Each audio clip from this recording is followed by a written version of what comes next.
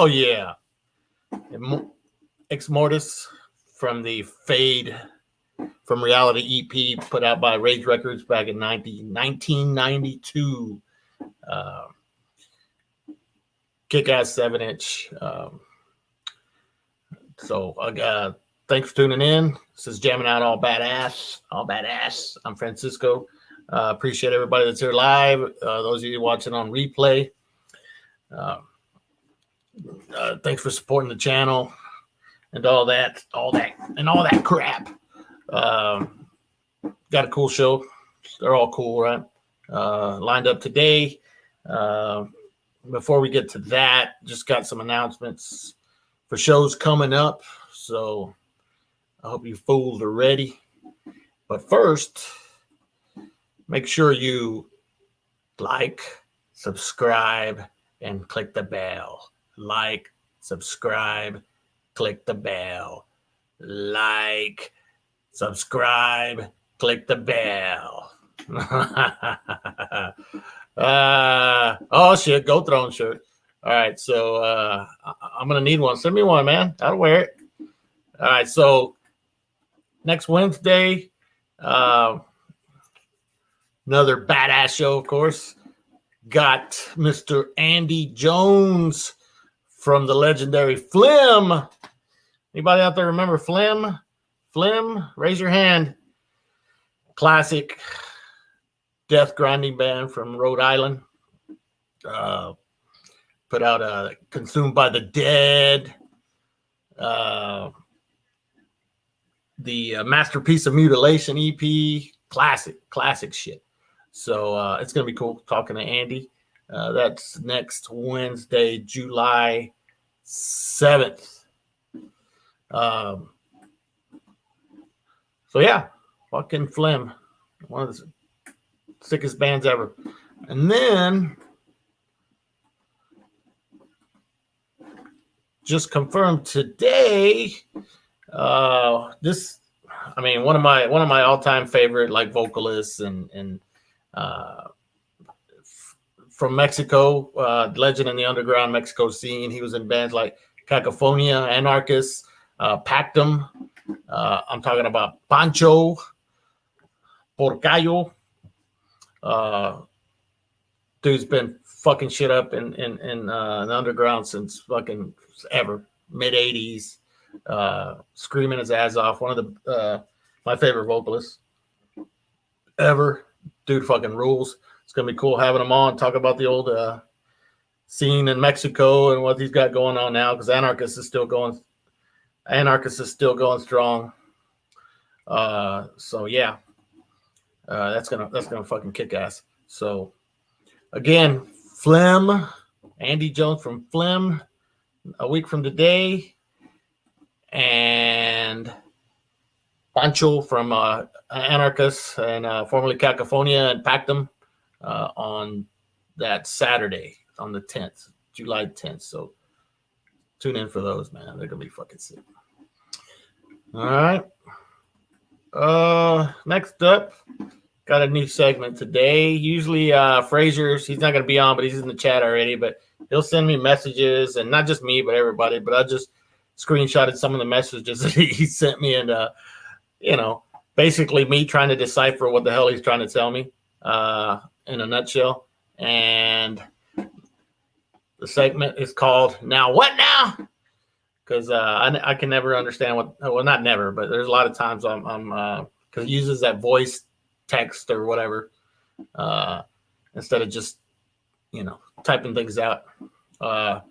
So welcome to the new segment called Now What Now? So the first one, let me give you a little hint of what I deal with. There we go. Now, if you can figure out what he's telling me here in the next 30 seconds, you're fucking amazing. So here we go. Hey, preacher, let me come on YouTube channel. Can anybody tell me what the fuck he's trying to tell me here? You got 30 seconds. Hey, preacher, let me come on YouTube channel. And Frazier can't answer because he's gonna fucking say voice message it to you. So anyhow, yeah. Anybody. All right. So I'll give it.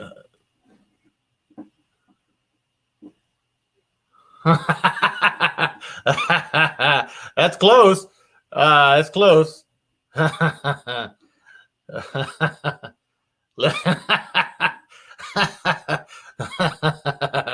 Yeah, no, that's pretty good though. But no, that's not it.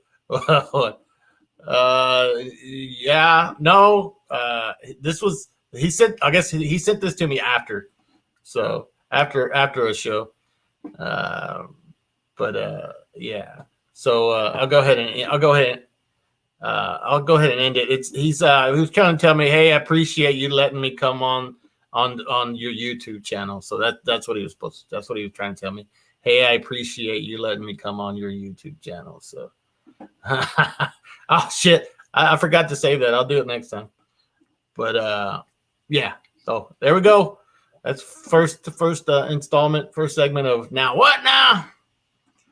All right. Enough of that. All right. So I mentioned this before all week, last week, back in the early days of death metal and thrash metal and all that. It wasn't just the bigger labels like Earache and Peaceville and Roadrunner and all that. You also had a lot of smaller labels all over the world putting out quality shit, quality releases, stuff just as good, if not better, than some of the bigger labels were putting out. And Rage Records is one of those labels that was doing that in the early 90s in New York.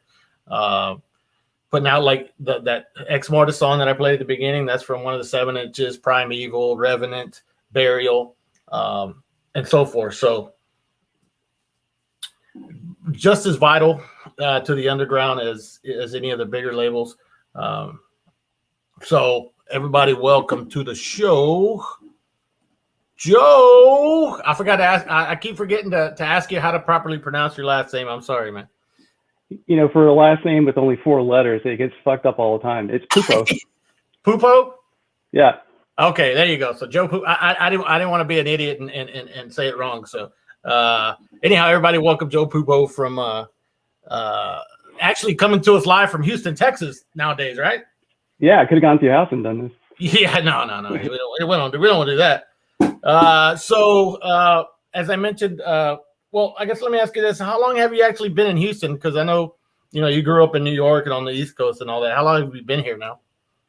I moved out here in 98, I think. Oh, shit. That long? Yeah. Jesus Christ. I just ran into you, like 5 years ago, maybe?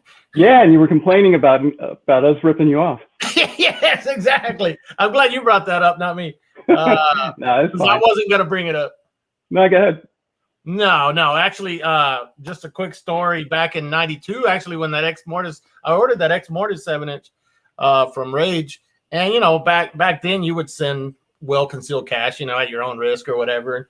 Me being 17, 18 years old at the time, I was like, that was the first time I'd sent a lot of money and never got anything back. So, all these years, I just never forgot. It's like, God damn it, those guys from fucking Rage Records never sent me my shit.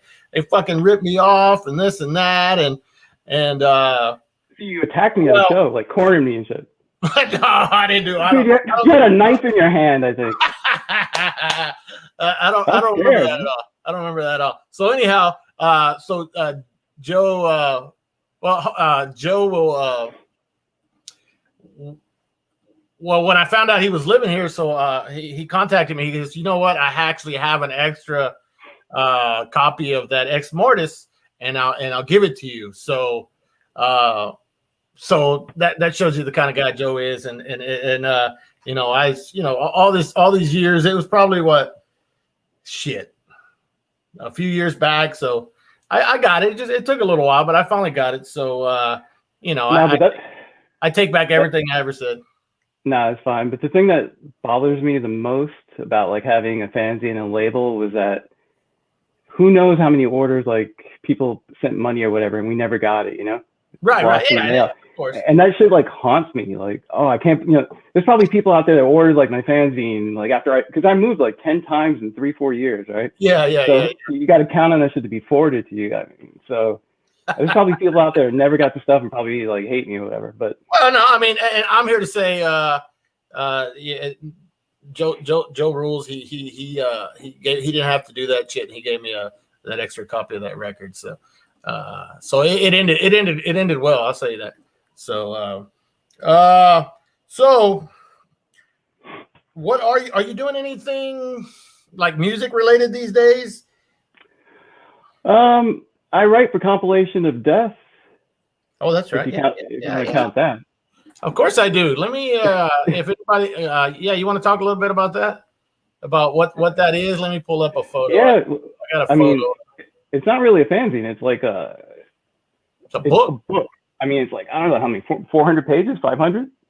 Yeah. Look at that thing. Wow. Oh my goodness. Yeah. That's insane, man. I was looking for the logo. I thought I saved the logo. Oh, here it is. I knew I did. Here we go. So Compilation of Death. There it is. It's where is that based out of actually? South America. South America. That's right. My buddy Matt Hefner is the one that told me about the. Oh, really? About that book, and I didn't know you had anything to do with it. How long have you been working with him? Not well. I wrote stuff for him a couple of years ago, but the book finally came out a few months ago. Oh, okay. Well, aren't they doing like another one? Yeah, they're going to continue. I mean, this was number 4. I just came on now. I did some interviews. I think what I do, Ripping Corpse. I think I did Numbskull. It was featuring a bolt thrower this last book, and I contributed there too, like what bolt thrower meant to me. Cool. Yeah. Now, obviously, you have the Fraser just noticed the banner in the background. So, they were probably my favorite band after the whole Possessed in the '80s. Oh yeah. So later on, it kind of became bolt thrower. Yeah. Fucking early bolt thrower rules. Yeah, I even flew out to London to go see him at Bolt Fest. What? Yeah. When was that? I don't know, like 10 years ago, maybe. Autopsy played, Benediction, Exploited, maybe. That's right. I think all those bands played here too. Here. Yeah. A little bit later they did, yeah. And I reviewed that show for Metal Maniacs. Mike Abominator asked me to do that. No shit. Yeah. Mike Abominator. I know all those scoundrels. Yeah, I'm sorry you know him. That's come on, man. He's a great guy. No, he's awesome. He was my first guest on the show. Was he? Yeah, he was. He was the guinea pig. So I was like, if this thing tanks, then it's Mike. So he and I will just have fun doing it. But yeah, no, that's fucking awesome. So Compilation of Death, I think you can get that through Hell's Headbangers and that's right. Yeah, a lot of. It's a little pricey though.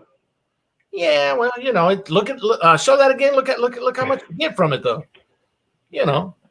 That's a lot. It's an encyclopedia. Encyclopedia, yeah. It's like those ones that remember those encyclopedia salesmen that used to walk around and. That's amazing. Yeah. It's a great book, man. I recommend it big time. Yeah, that's cool. Yeah, everybody go check that.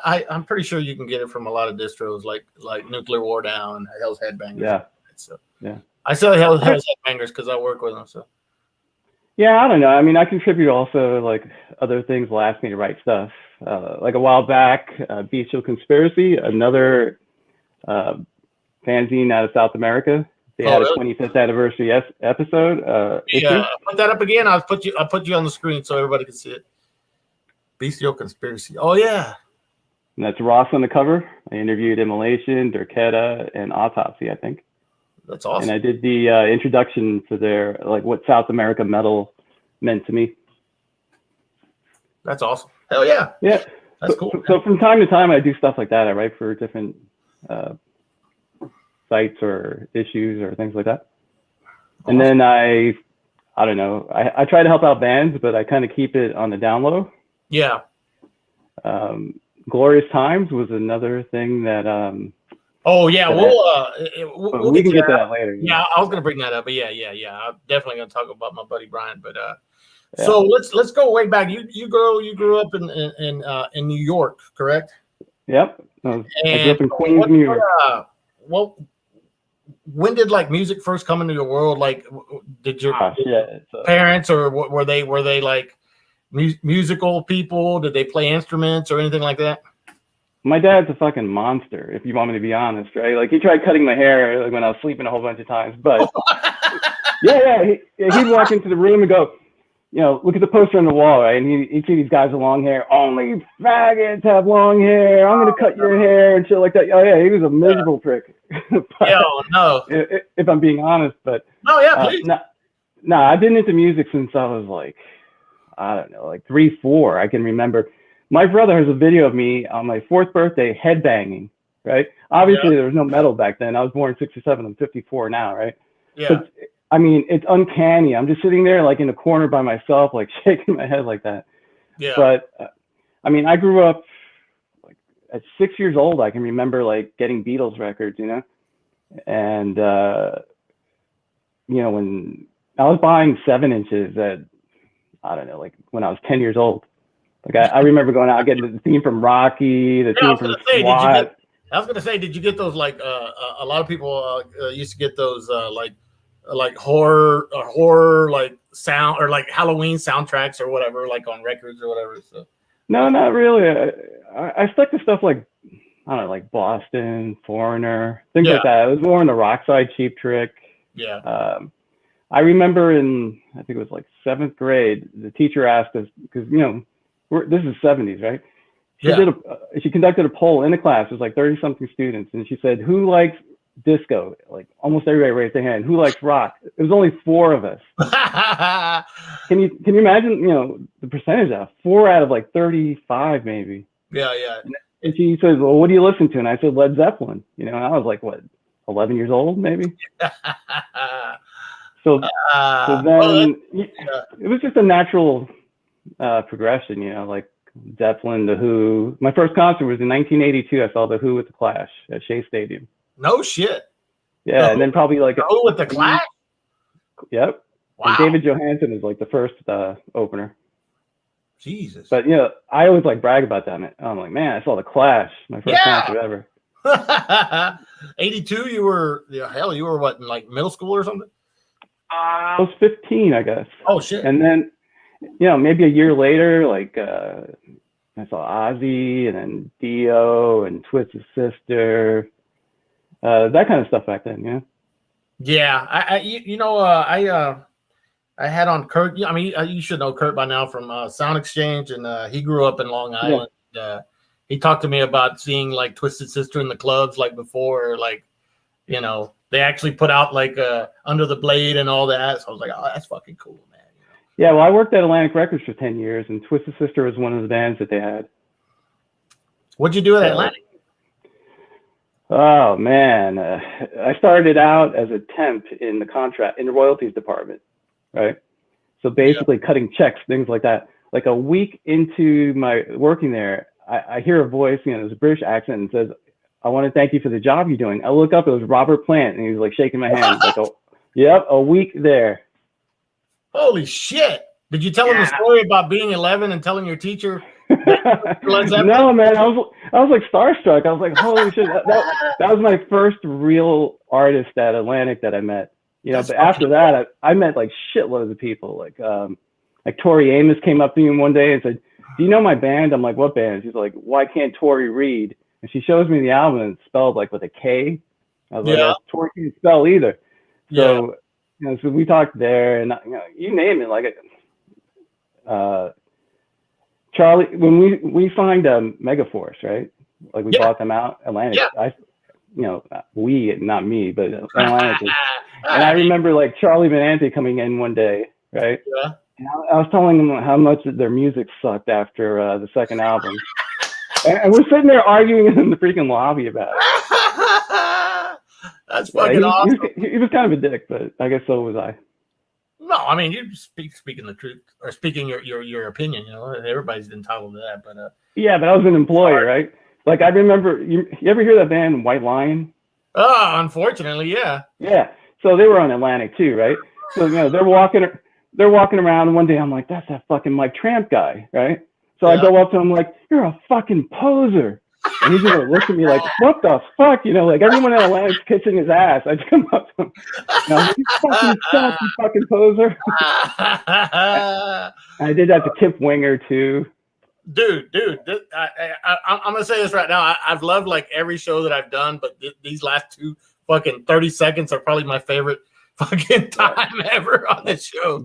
I remember. I remember another time when Sebastian Bach asked me to babysit his kid. Who? Sebastian Bach from Skid Row. Skid Row, yeah. Wow. You name it, man. That's fucking. I met everybody there. I had to go get guitars for like Jimmy Page, and he was kind of a dick though. You had to go get guitars for him? Yeah, because so I started out in the royalties department. Yeah. And I did that for like a couple of years, but that was temporary. I wasn't hired by Atlantic yet. And I don't know if I sent you that pic of the Metallica contract. Yeah. You know what? Let me pull that up since we're talking about it. I think I got it in here. Shit, where'd it go? I know I fucking saved it. Oh man, where'd it go? Oh, here it go. Is that it? Yeah, you'll see Cliff Burton's signature on there. Yeah, I had it. So I went into the contract folder. Yeah, go ahead and talk, and I'll pull it up. So I went into the section where they had all the contracts, and I looked up Metallica, and I went in there. I took the originals, I made photocopies, and put the copies back into the folders, and took the Metallica contract. I did stuff like that. But after royalty, I'll tell you the other story. So yeah, go ahead. You ever hear of Michael Lago? Yeah, of course. He was the A&R guy from Metallica, right? Yeah, he's been all over here recently too. I think they made it like a documentary about him. Yeah, it was on Netflix, I think, right? Right. But Mike, I had to bring up $1 million check from Metallica, but to him because he was their A&R guy, right? Yeah. Next thing you know, this fucking guy's got like this giant crush on me. So he calls my boss and says, "From now on, only Joe PUPO can bring up, the checks from Metallica." Oh my goodness! Every quarter, I'm up there with like $1 million check, right? And I go give it to him. This dude's like trying to do everything to like get, to be sweet to me. Yeah. He's like, "Dude, look at this." So like he pulls out, a cabinet full of Metallica shit. You want this shit? You want this shit? I'm like, well, kind of, but what's the price here, right? So, I mean, I remember one time I was at a King Diamond show, right? Oh, shit. And Michael Lago shows up, and I'm with my girlfriend, and he's like, "Oh, you were so lucky to have him." And oh, my God. And you know who was always up there visiting him? Who? Harley from the Cro-Mags. Oh, really? Yeah, they were like best friends. I was a big Cro-Mag fan. So yeah, that guy, I've seen him a lot. Like I said, online lately. So here's the let me pull up that Metallica contract that you borrowed. I guess you can say permanently. Yeah, hopefully we could see it. I didn't. It's just the last page of it. Here it is. Yeah. I don't know if anybody can see that. That's like just like checking it out. But that's the contract for what again? It was their contract to Megaforce Atlantic. So okay. When they first signed, it's really thick. There's like 1 million terms in it. Yeah. That's the last page of it. Yeah, that's awesome. Yeah, and it's got all 4 of their signatures on it. Yeah. That's fucking amazing. I mean, I have like a million stories from that place. Like one time I was walking by. Now, you know, I'm 54 now, right? But back then I was like 22, 23. Yeah. Madonna walks by, and I worked with Madonna. I worked with Madonna's sister, by the way, later on. But Madonna walks by. She kind of like looks me up and down, and she starts whispering to some guy that's like part of her posse, right?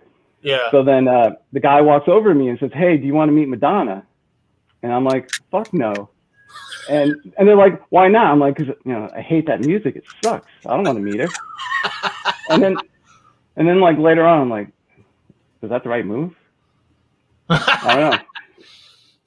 But so I started out in royalties, and I moved around to different parts of the company. I ended up working in the warehouse for a while. Yeah. And these fucking guys, oh my God. So whenever the boss would like step out, go to the bathroom, go to lunch, whatever, these guys would be like mailing crates of records to their house, and then like they go sell them at record stores and things like that. Oh wow. Yeah, and they were crazy. There was this one guy named Ron, who he was just insane. Like he worked in a kitchen as a second job, and he would like stick. I don't even know if I should say this stuff. Like he would like stick food up his ass and then serve it. He took like Visine drops and food. I kid you not. But the reason I bring it up is because one day Twisted Sister had a promotion for I don't know if you remember the record "Love Is for Suckers." No. It had like a lollipop or something on it. It was part of the promotion, so we had to like mail out the album with these lollipops. This guy Ron, like, he just drops his pants in front of the whole warehouse, starts sticking the lollipops up his ass, and then he would just like put them back in a plastic wrapper and mail it out. I'm like, oh my God, if anybody like even dares to eat that thing. Dude, holy shit. So if anybody ever got the fucking lollipop. Well, they're either dead by now or, you know, they don't have to worry about COVID, right? Yeah, they're probably immune. I don't even recall that album. That must have been, what, like 90 or something? I don't know. Yeah, like 90, 91 maybe. I'm not sure. It was a little bit later. But that's fucking amazing. I then got a job upstairs as a messenger, right? So basically I was going around town dropping off like master records to studios and things like that. And then everybody from the warehouse got fired, right? Yeah. Hilarious. So I ended up getting a job as a messenger, and then my boss got hired something else, and then I became the head of the messengers for Atlantic. And basically what I was doing was like working for the executives, doing all kinds of like personal shit, like go take a bag to like a hotel, right? But you know, 99% sure there was like cocaine in it, right? Or like another time I had to go take $1 million out of the bank and then go drop it off somewhere. Wow. You had to go buy socks and shit. Yeah, I was sitting there thinking, man, and you know, should I like move to South America right now? I got $1 million right there. Yeah, exactly. That's fucking crazy, man. Another time, you know Ahmet Erdogan? He was the head of Atlantic. Turkish guy. I mean, no. Like there was a movie Ray, right? And Ray Charles. Oh yeah.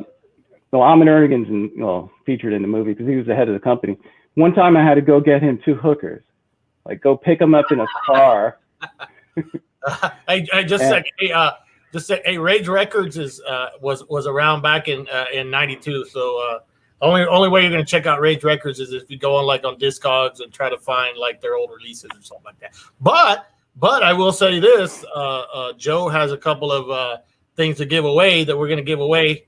Some Rage Records 7-inch from back, was it 93? That one came out, I think you told me, or if I remember. And then it was the one after I left the label. Yeah. So so stay tuned. I forgot to mention that he's going to give away some stuff, and check this out: a Rage Records hoodie, man, with all the bands in the back. That's sick, man. Yeah, that was made by Paul from Embalmer. Yeah. Oh yeah. Paul rules, man. But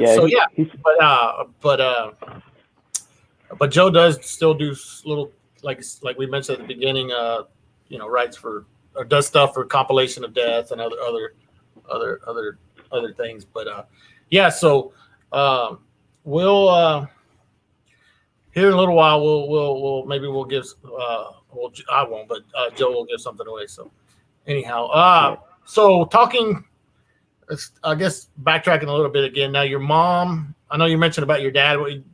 And probably because I just want to show this picture, but what kind of influence was she on you, like musically? So she liked music, right? Yeah. She would play 7 inches, but she would put them on repeat all fucking day, right? Like I remember when, you know the song Christopher Cross Sailing? Yeah, of course. I'm not gonna sing it, right? But I remember one day she had that shit playing over and over again, like fucking 20 times, right? So I'm like, I can't take this shit anymore. I took the record and threw it out the window. Right? But I mean, but for the most part, you know, she wasn't really an influence, but she did like music. I remember one time. The reason Yeah, I bring that up, I just wanted to show this picture. What's going on here? I believe you said that was your mom, right? No, that was my roommate's mother.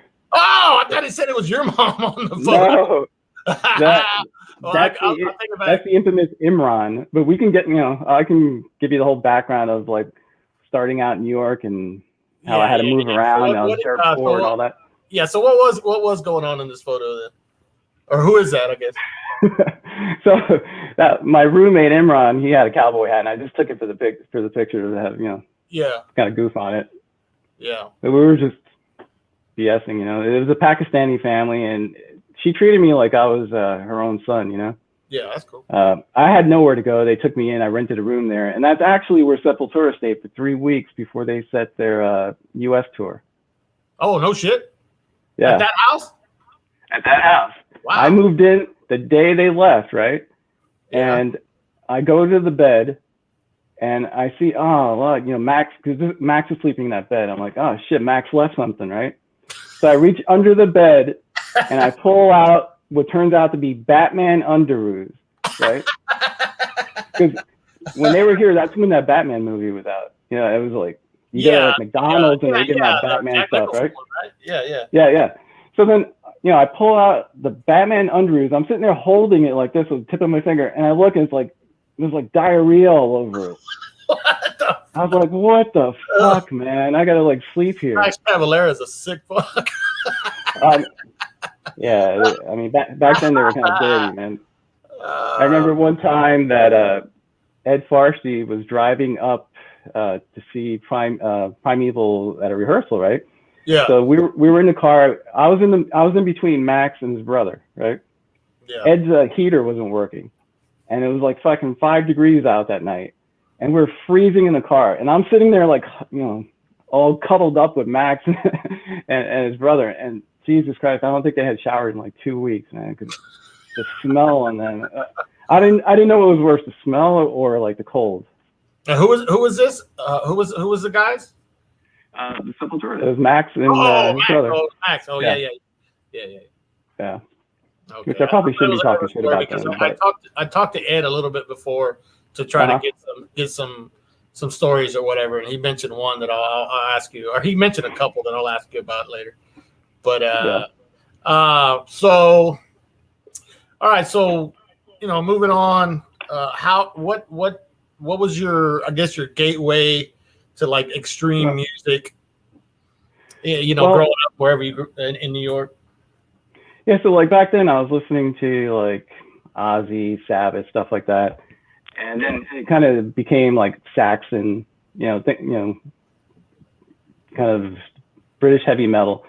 Was this on your own? Did you discover everything on your own, or did you have? Yeah, I didn't know anybody, man. I was completely on my own, right? Yeah. That's what made it weird. I felt like an outcast, right? Yeah, totally. I didn't know anybody else that liked this kind of music, right? Yeah. So then we had a record store in Queens called Numbers, and I think it was every Tuesday they had new records, right? So I'd go in and I asked the guy, what do you have new that's metal? Like, and he would like point to his box.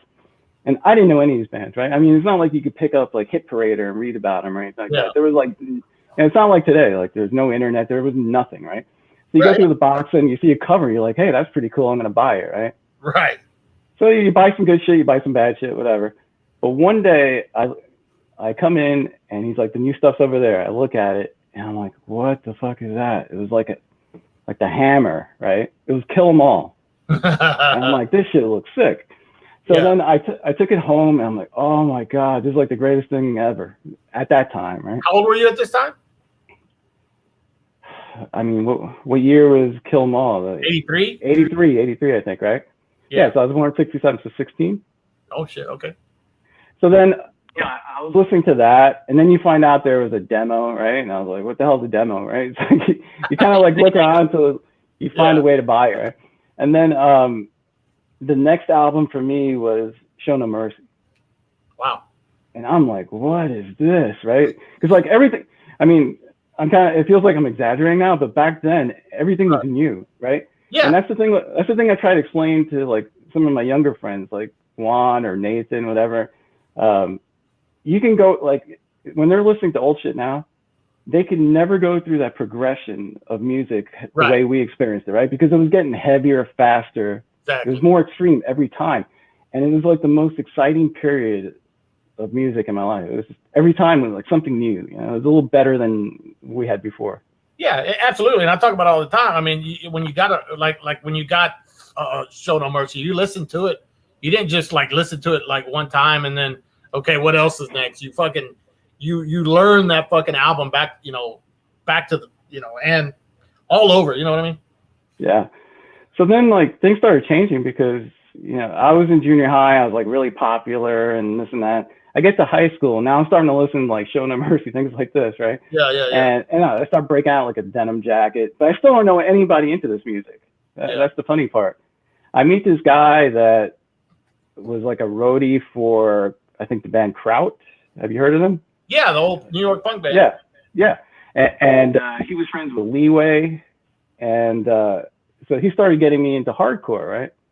Yeah. And I started growing out my hair a bit. It still wasn't that long, but it was long enough, right? And you go to like a hardcore show, and these guys are like, "What are you doing here?" It was like real hostile, right? I'm like, this is the first time going to like a hardcore show, and these guys are like starting shit already, right? Yeah. So I'm like asking my friend, "Who are these people?" And they're like, "They're skinheads." Yeah. I'll say this now, and maybe I shouldn't, but I hated those motherfuckers. Every single one of them. No offense to anybody that used to be a skinhead. It might be one now, but Jesus Christ, those people made our lives hell. Yeah. We go to a show, and it was never like one-on-one. It was always like a pack of them, right? Yeah. And they would attack you. And I was at a show at L'Amour's. I left, and for them it was like, shooting fish in a barrel or something, because there were so many of them, and they're looking for the people that aren't going to like give them a hard time, right? And then they just gang up on them.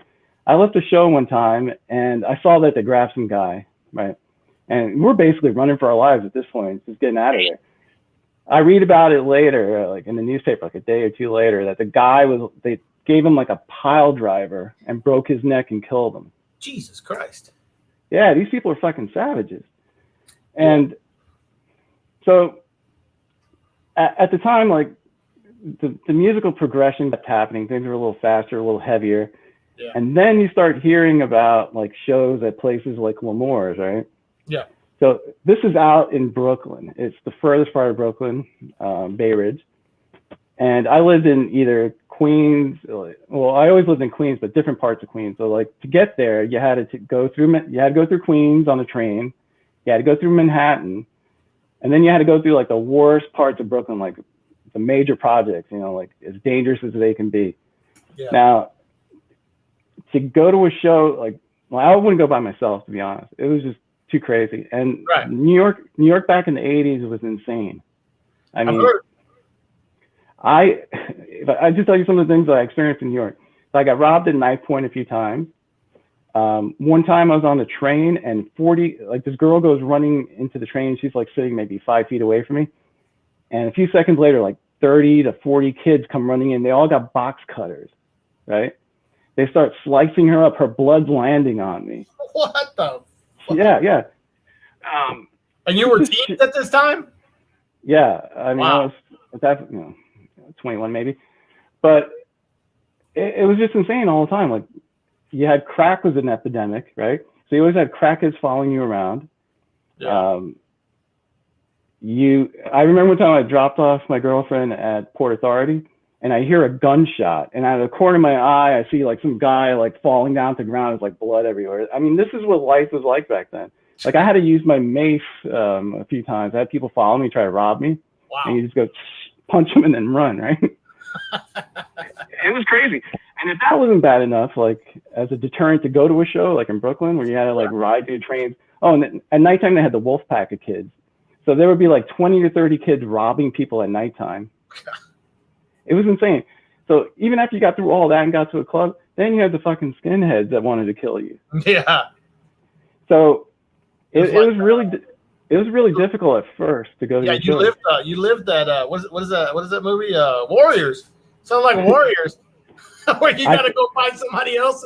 Yeah. every fucking 10 minutes. We had to bop our way all the way to Brooklyn, right? And that's my favorite movie, by the way. What? I saw it in Miami in '79, and back then there were like gangs fighting in the theater and stuff like that. And I was so crazy about that movie. I even like formed a gang called like the Westgate Warriors, and we got into all kinds of trouble back then. I had to leave Miami before I got in. I shouldn't talk about that part of my life. Did you kill Osiris? That's what somebody wanted to know. Nah, man, he was too cool. Osiris.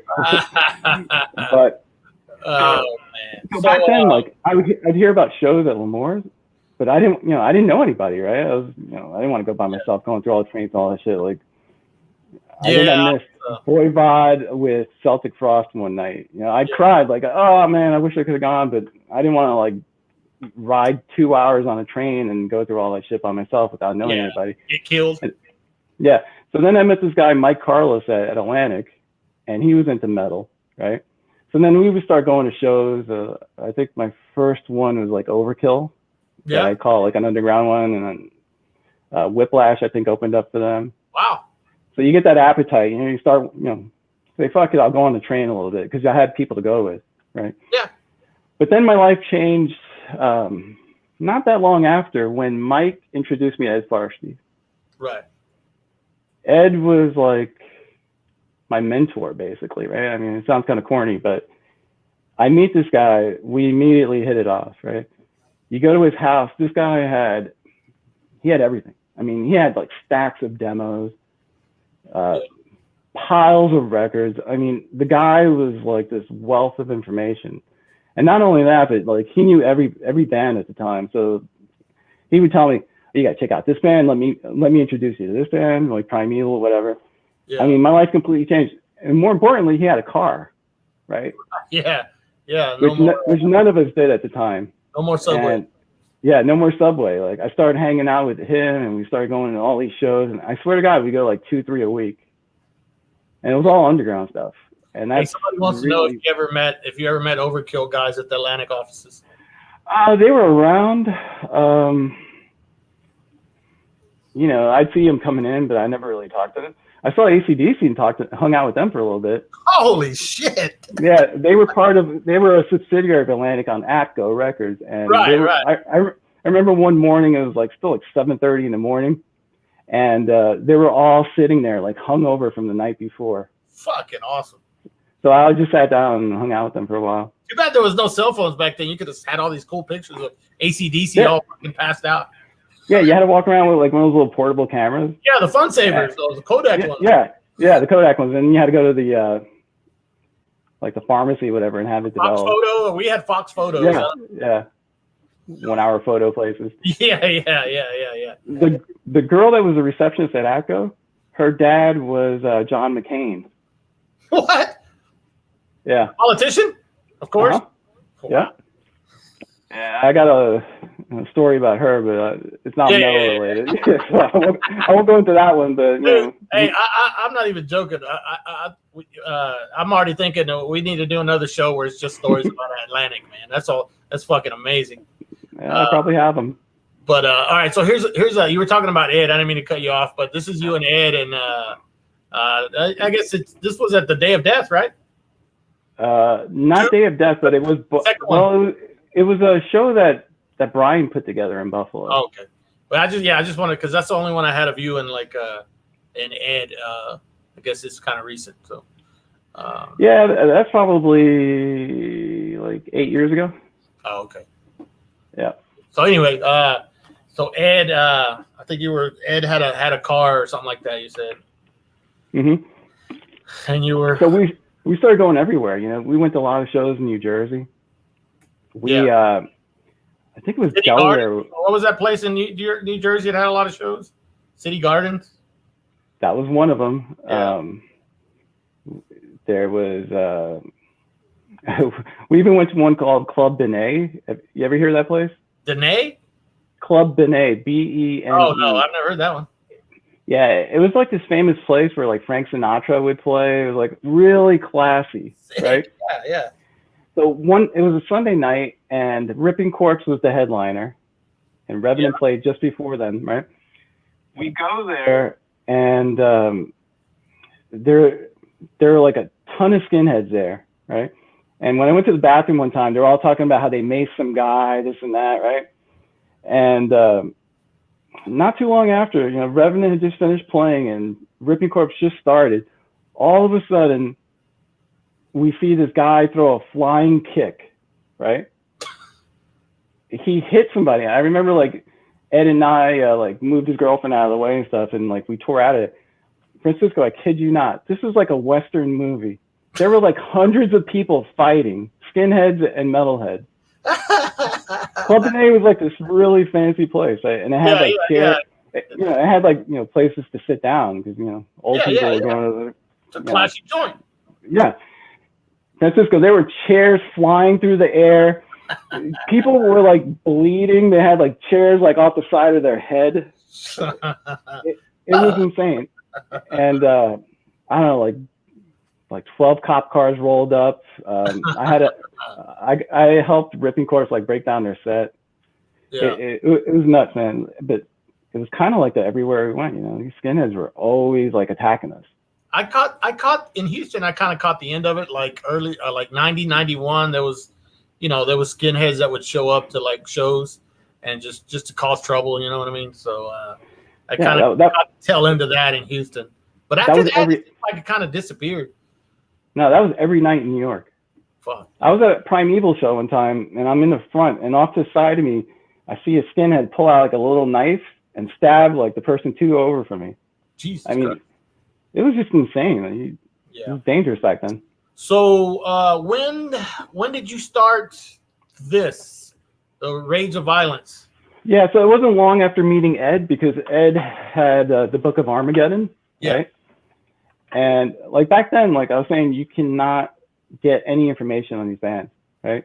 Right. It was so underground that, you know, it's not like Hit Parader or whatever was going to have stuff about them. If they did, it was like a little blurb, right? So everybody started doing their own fanzine, because if you wanted information on these bands, you basically had to write to them and interview them yourself, right? Yeah. And that's how information flowed back then.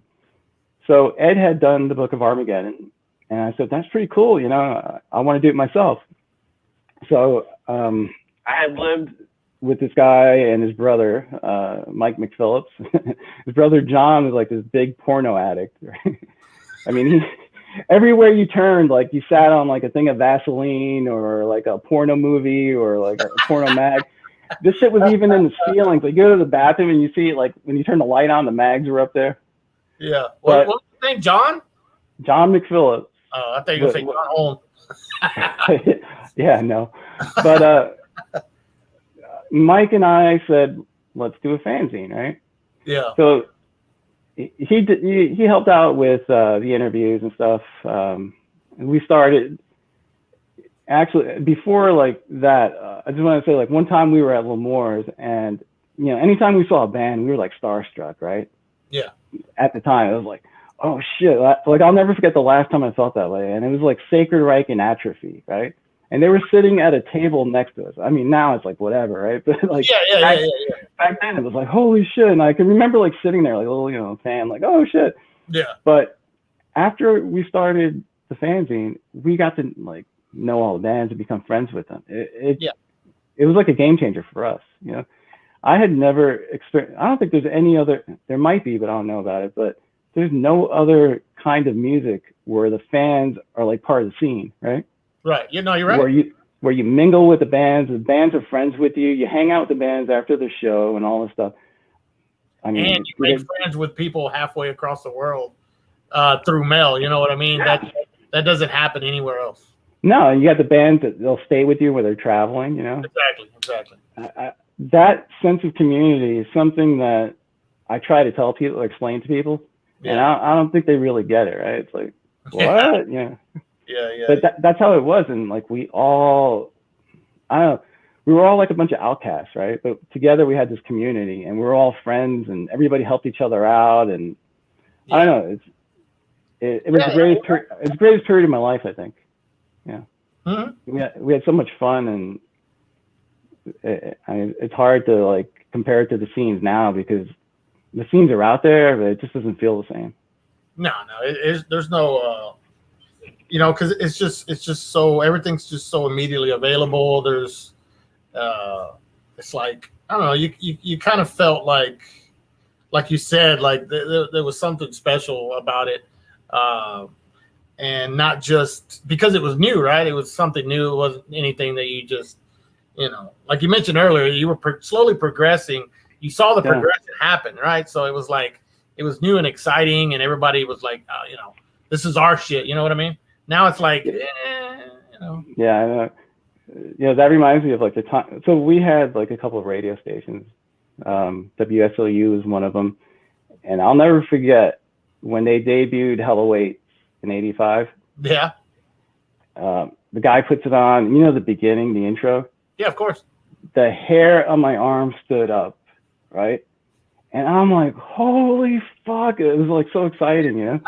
Yeah. And then the next one was probably like Darkness Ascends. Wow. Right? When I heard that, I was like, I mean, you can look back in time and go, this is an album that changed everything. Like, everything got so much faster, right? Yeah. And then like Pleasure to Kill. That was only like, I think maybe 3 months later. Yeah. Possessed.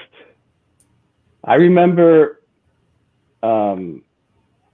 Possessed played at CBGB's with Dark Angel, and they co-headlined.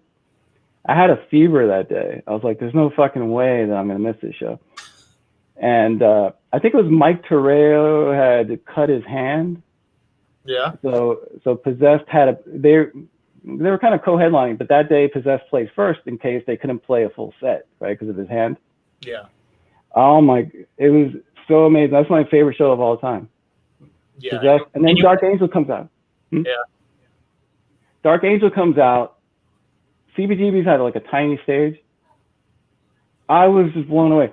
Gene's fucking drum kit probably took half of it, right? He had an amazing kit, and then this mammoth man comes out, right? Gene, are you talking about this man right here? Is this that show? Is this that show? Yep. No, this is later. Oh, okay. But it's one of those things I'll never forget that show. And then I was sick for a week after with the flu. Yeah, and nowadays, man, I can't go, man. I got to go to work tomorrow, and this and that. You know what I mean? It's just that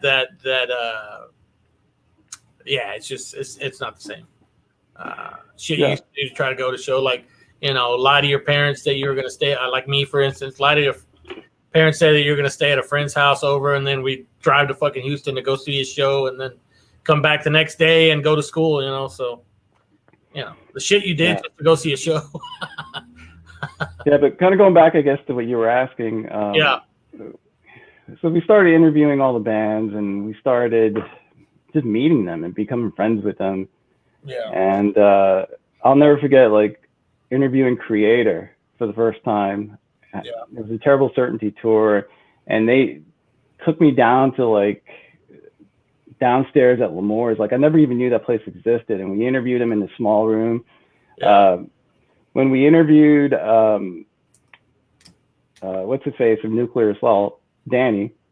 We went to his grandmother's house where he was staying, and he's like on the porch lighting up, you know, smoking pot, and I don't know. It's like those moments I just don't forget. Yeah, like the interview that way. So you did them in person. You did all of them. I guess not all of them, but a lot of them. It depends. So some of them were by phone, like obviously Sacrifice, right? Yeah. I interviewed Sepultura. I called them from work, right? Because I worked at Time Warner. I mean, South America, that's $1 a minute, right? I was on the phone with them for like an hour and a half, and I still probably didn't understand anything they said after the whole interview, but I tried. But that's basically where things changed for me. Yeah. So how many issues did you do? Well, 2, but I never even released the second one. Okay, well then let me. Yeah, that's why I was gonna show this, because you had this ad that said issue 2 was coming out, and I guess you still happen to have these interviews anywhere? No, I was an idiot. So let me explain another thing. So back then we didn't have computers, right? Yeah. We had to type that shit up. Yeah. Yeah. And my first issue was like 90 pages, 91, something like that. Yeah. My girlfriend typed it up. Right? Oh. Yeah, it was a nightmare. But we broke up after, and for the second issue, I basically completed it. I had the whole layout, but I had to type it myself, right? Yeah. I mean, talk about a nightmare. Like I had to go through like, I don't know, like a dozen things of liquid paper. I couldn't type this shit, you know. Now, could you type, or were you one of those like chicken fucking typists? Yeah, I mean, now I can probably do 100 words a minute, right? Yeah. Back then, I was like 2 fingers basically, and we had to take that shit in school. I don't know about now, right? Yeah, no, well, I did in school, but I could just picture you like doing this clink, and then. Yeah, we had a teacher that would come around with a ruler and like hit your hands if like you didn't like have the right posture or whatever.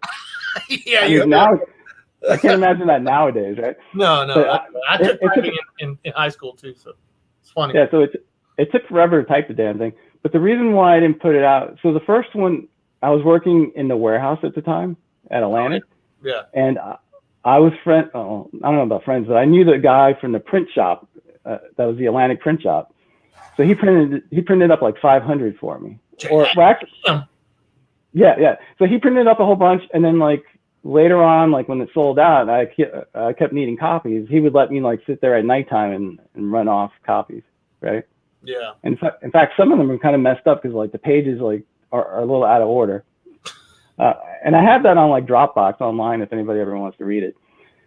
But with the second issue, that's when I got the idea to do a record label, right? Yeah. So I approached Ed and said, Ed, I know you got another issue coming out. Mine is done, but I can't get them made free anymore at work because they fired everybody, remember? So I got the thing priced out, and I'm like, holy shit, I'm going to be losing like $2 an issue if I make this thing. And that's when I started getting interested in doing a label. Like I started, getting stuff from Relapse, Seraphic Decay.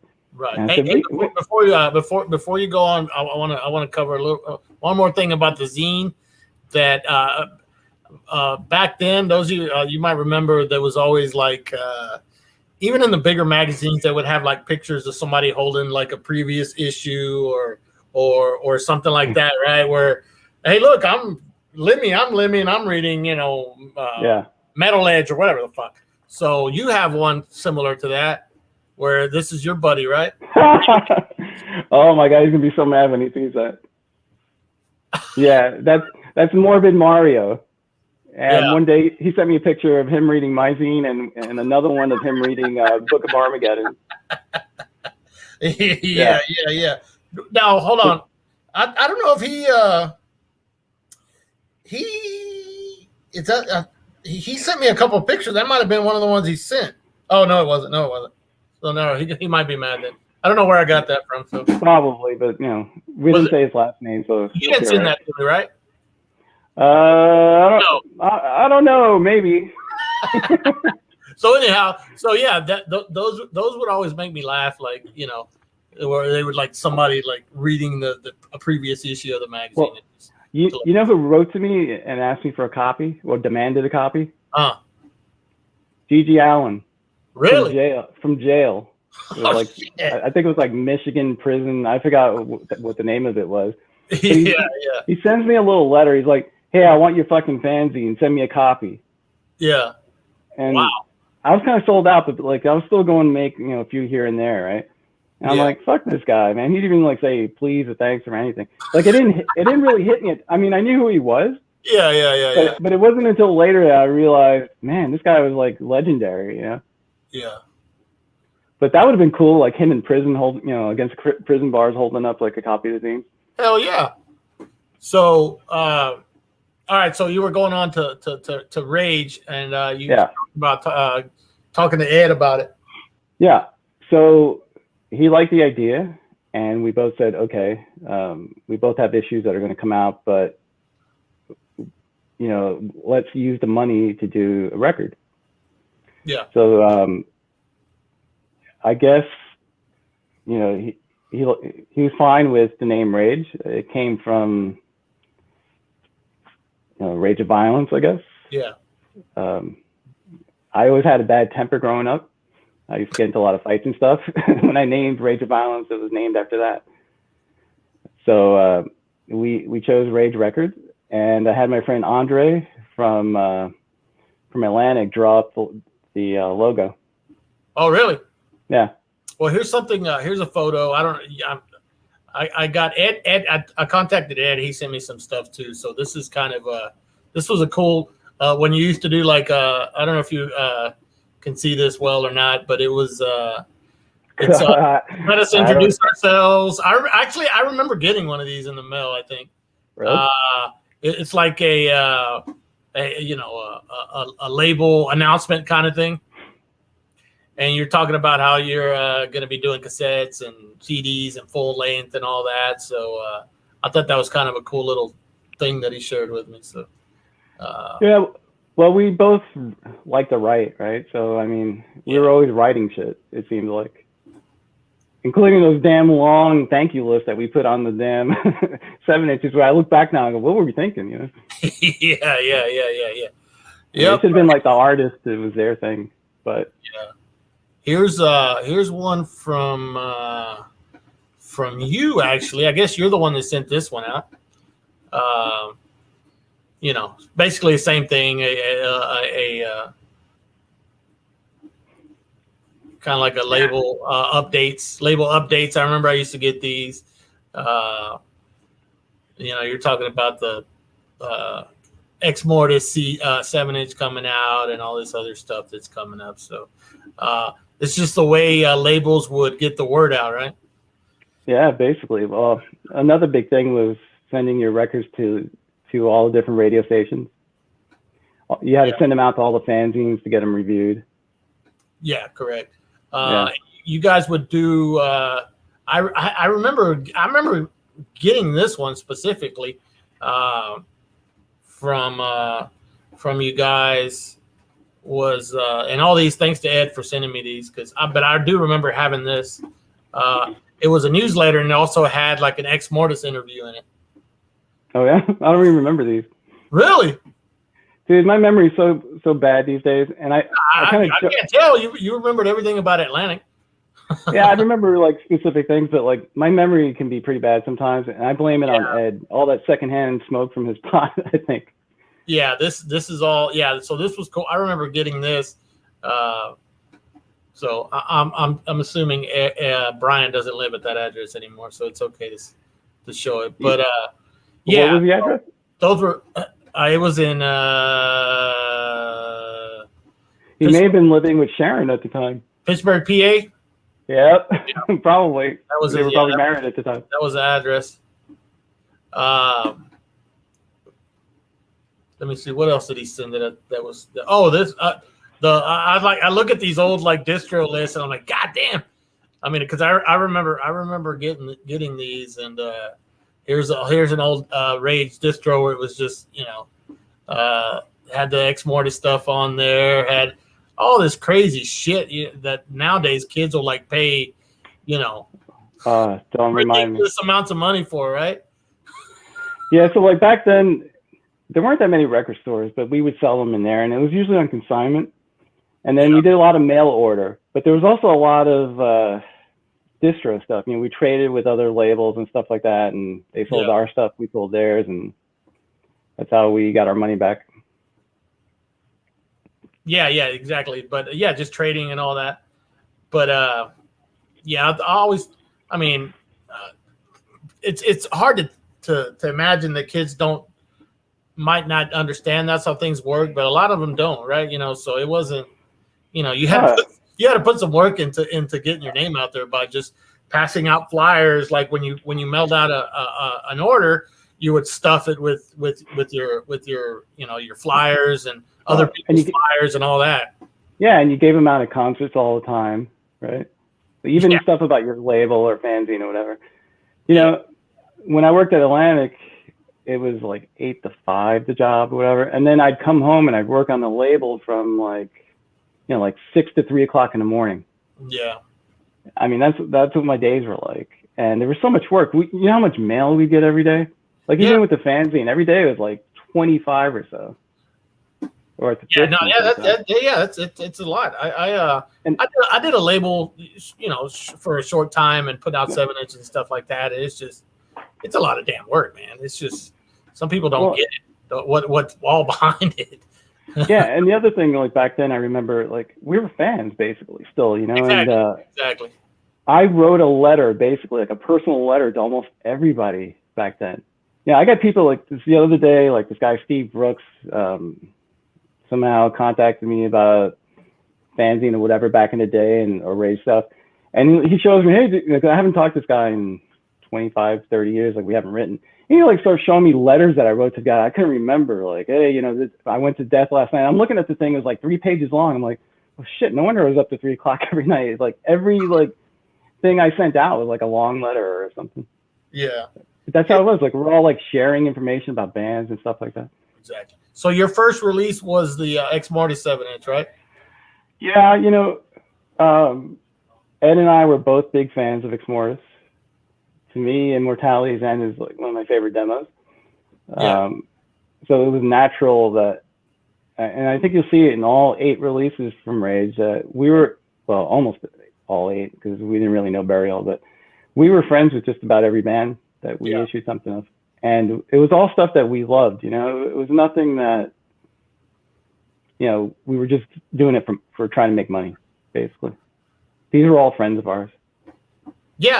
I mean, because the majority of the bands were like, if you look at the addresses, it's New York bands. Well, Primeval was, Revenant was New Jersey.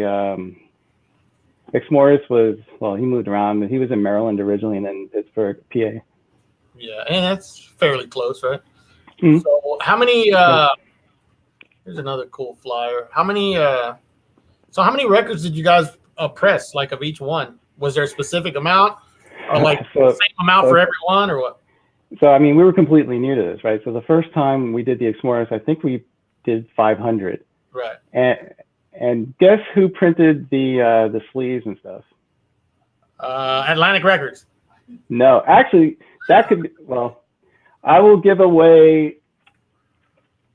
Oh yeah, there you go. I'll give away the Infernal Hierarchy 7-inch. There you go. Yeah, put that up on screen. There you go. That was on a Rage Records release back in the early 90s. So if you get this right, then Joe will send you one. Yeah, if anybody can guess who printed these for us. So basically the EXMORTIS artwork. Oh. Somebody from the underground. Right. He's in a band. I've got to imagine that everybody knows who that is. He was making a little side money back then. And everybody, there you go. So who did who printed the jackets up for you, right? That's what you're asking? Yep. Okay. Oh, we got it. We got the right answer right there. Sam Biles. Sam Biles. Of course Sam Biles knows. He was there. He was probably right next to King printing them out. Yeah, so they came the first time that he sent them, they were all fucked up. Like we couldn't use them. And I remember like being in a panic, like, King, what the hell did you send us? This and that. It was like all smeared and shit. Like, and King was just like, don't worry, bro, I got you. Don't worry. Like, and he got a whole bunch printed up and sent out like within a week or so. Yeah. I wish I would have known this. I would have seen if King wanted to join us for 2 minutes, but that's hilarious. Oh my God. Yeah, Sam Biles, if you want that, if you don't have it already, the Infernal Hierarchy. I'm sure he's got it, but yeah. But but you can always gift it out to somebody too. That'd be a nice thing to do. So, but yeah. And while on the subject of Kim Fowley, I got to tell you the story real quick. Oh yeah. I'm glad I was gonna bring that up. But go ahead. Okay, so we went to DC for a show. It was Deceased, Ripping Corpse, Revenant, and I don't even know who the other band was. And this was like it was like Crackville, right? It was like pipes everywhere, needles, all kinds of shit. It was like disgusting, this place that they played, right? And it was like, I can't remember the name of it, but it was like this stage was like so tall you couldn't even like see the band. But after the show, we went back to the hotel and we started drinking, right? Yeah. So me and I think one of the guys from Ripping Corpse, there was like 4 of us. We started like walking around the hotel, like taking artwork from the walls, taking them down. We broke into like the maid's room. We started doing all kinds of like stupid shit because we were drunk. And we ran out of beer. So it's getting close to midnight. And then several of us, including King, went across the street to like a 7-Eleven kind of store, right? Yeah. Well, King gets a case of beer. And this is my recollection. It's a little hazy sometimes, but this is what I remember. King tries to pay for it. And the guy says, no, it's past 12. And King's like, look, it's 12 o'clock right here. And the guy's like, no, it's 12 o'clock even. It's illegal for me to sell this to you. So King says, fuck it, takes the $20 bill, drops it on the counter, and runs with the case of beer, right? So like, I don't know how many of us, there were like 7 or 8 of us, are running across the street, and it was like bitter ass cold, and I wasn't even wearing a jacket or anything. So we run back to the hotel, and most people went back to their rooms, but King went into the room where Ed was there with his girlfriend, like totally unsuspecting of anything, right? Yeah. And King Fowley and me go in, and I'm like, King, I'm going to change my clothes because if the cops come or something like that, I'm going to have a different shirt on, different pants on. That's a good idea. So I changed from like black jeans to like blue jeans, right? And King goes, let me get those. And I'm looking at him like, are you fucking kidding me? Like back then I was like 140 pounds, right? Now, King wasn't a huge guy, but he probably had 40 pounds on me, right? Yeah. So he's sitting there like trying to fit into my pants. I'm like, dude, don't break them or anything, right? So he couldn't do it. So he didn't change. So then all of a sudden we hear pounding on the door, and we hear it's the police. Uh-oh. And I'm like, oh shit. I took out my contacts and I pretended to be asleep, right? The cop comes in and he's like, hey, you wake up. And I'm pretending that I'm asleep, right? And then he starts like, pushing me a little bit, and like I pretended to wake up. I was like, whoa, what's going on here? Right? So the cop is like, oh, a bunch of you guys went across the street, you stole beer and this and that. And I'm like, I don't know what you're talking about. He says, whose leather jacket is that? And it was mine, right? I had like a little Sadist, Morbid Angel sticker on the bottom and all that shit. And he goes, come with me. So he takes me into the bathroom, right? And he says to me, why don't you make it easy on yourself and just confess that you did it? I'm like, did what? He's like, there was a lady in the store that identified that jacket. First of all, there's no lady. Second of all, I wasn't wearing a jacket, right? So I knew this guy was just bullshitting. Yeah. So I'm just like smirking at him, like, yeah, okay, buddy. And then he says, they're going to like your ass in prison, man. They're going to fuck you real good.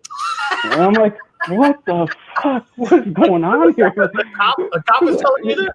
Yeah, the cop. I'm like, it's turning into a horror movie, right? Oh, shit. So then he sees I'm not going to say anything, and they start getting like all the guys that were there, like me, King, and like maybe 3-4 other guys. We get put into like a lineup in the hotel hallway. Yeah. And the guy from the store comes up and he goes, you, and you. Right? So like, holy shit, we're going to jail now. Right? So we're sitting there like, I'm starting to get a little nervous at this point. Yeah. And cops go away. They come back a couple of minutes later and they say, listen, they're not going to press charges if you guys agree to leave, this place right now. But you guys tore up the freaking hotel. I don't remember how much it was, like close to $2,000 or something like that in damage. They said you did. So they're like, you guys got to pay that shit. And poor Ed is the only one with a credit card. Oh, and he put it on his credit card. And then the cops kind of like, I don't know about escort, but they like made us leave, and we ended up going to one of the guys from Deceased and stayed at their house that night. Damn. But Fucking crazy. I'll never lose that image of King trying to fit into my pants.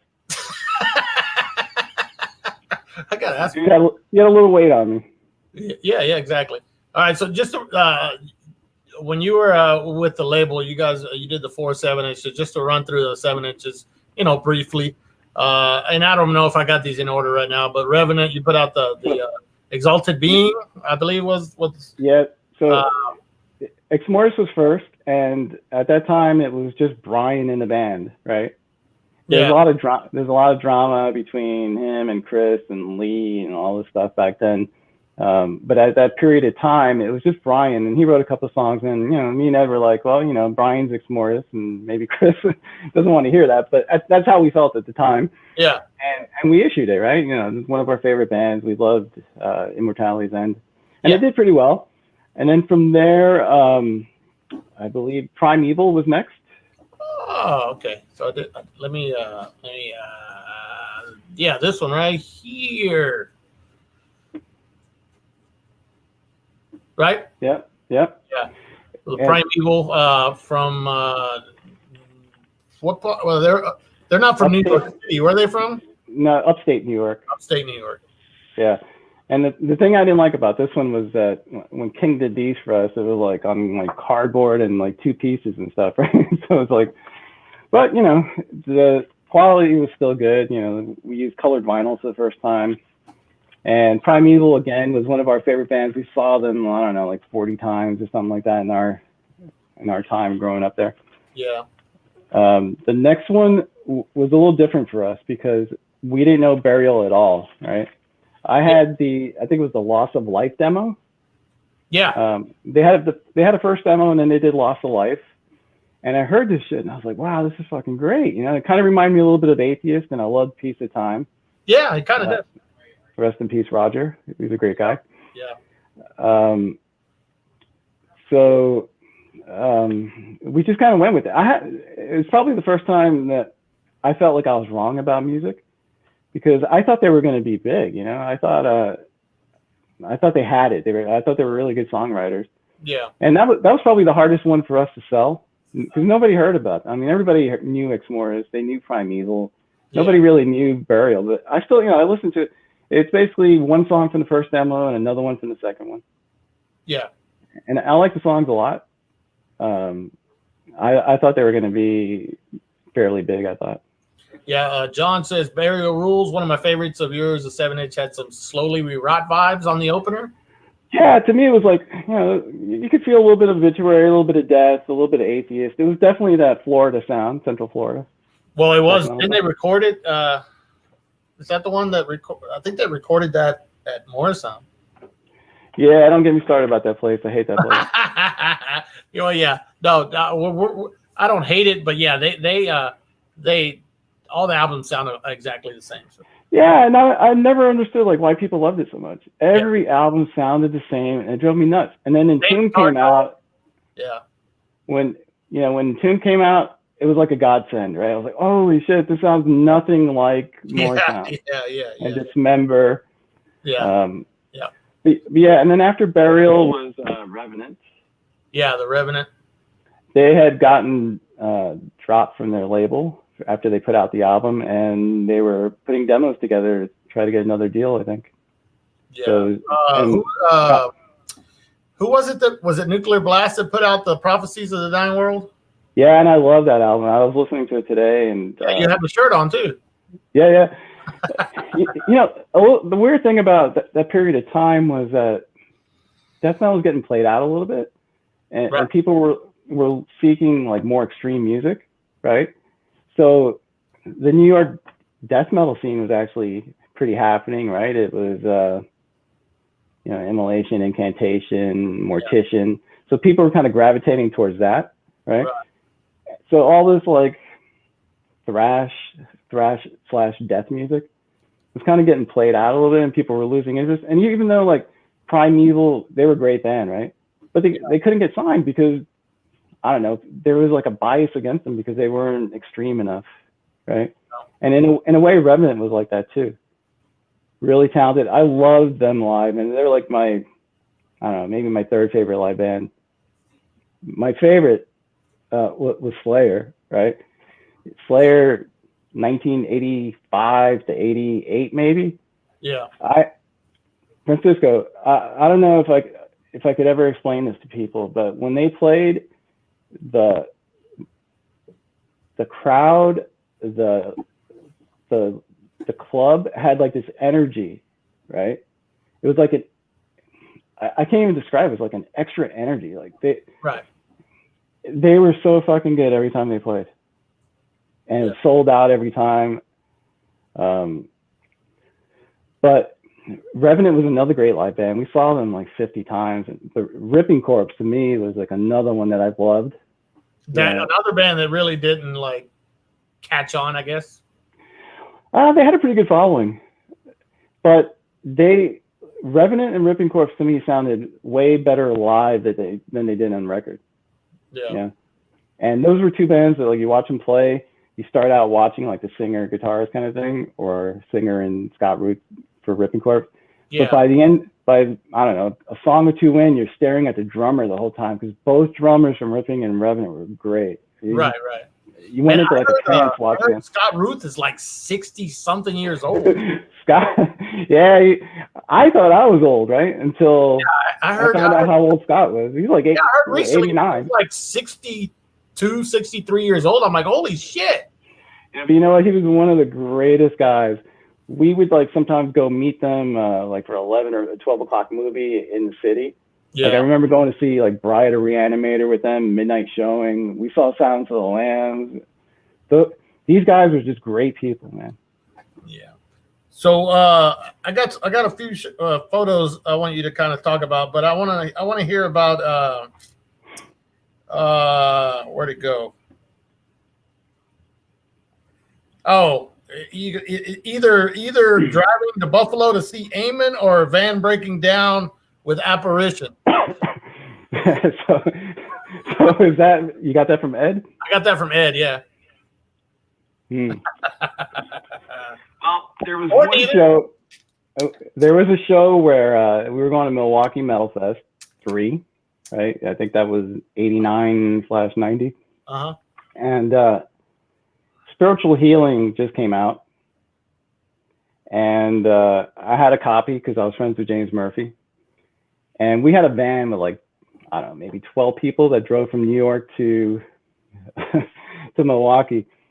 And your buddy Paul, yeah, that's at the Milwaukee Metal Fest. Your buddy Paul Ledney was sitting on my right, and John was on my left. Now John is like a real quiet, mellow guy, right? Yeah. Paul was running his mouth the whole time. He was like basically trolling the whole time, right? So then he switches topics to, why won't I give him a copy of Spiritual Healing, right?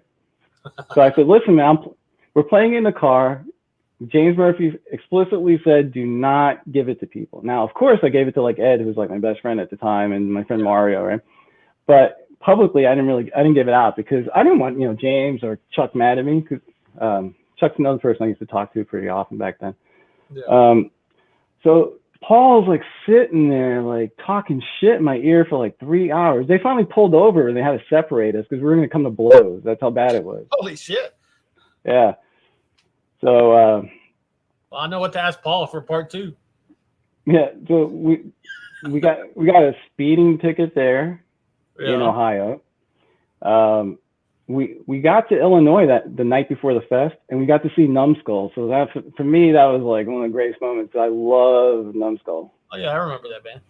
And who saw them live, right? Unless you were from that area. Yeah, exactly. So it was great to see that. Then we stayed with Jeremy Wagner at his house, like all of us, like 12 of us in his house.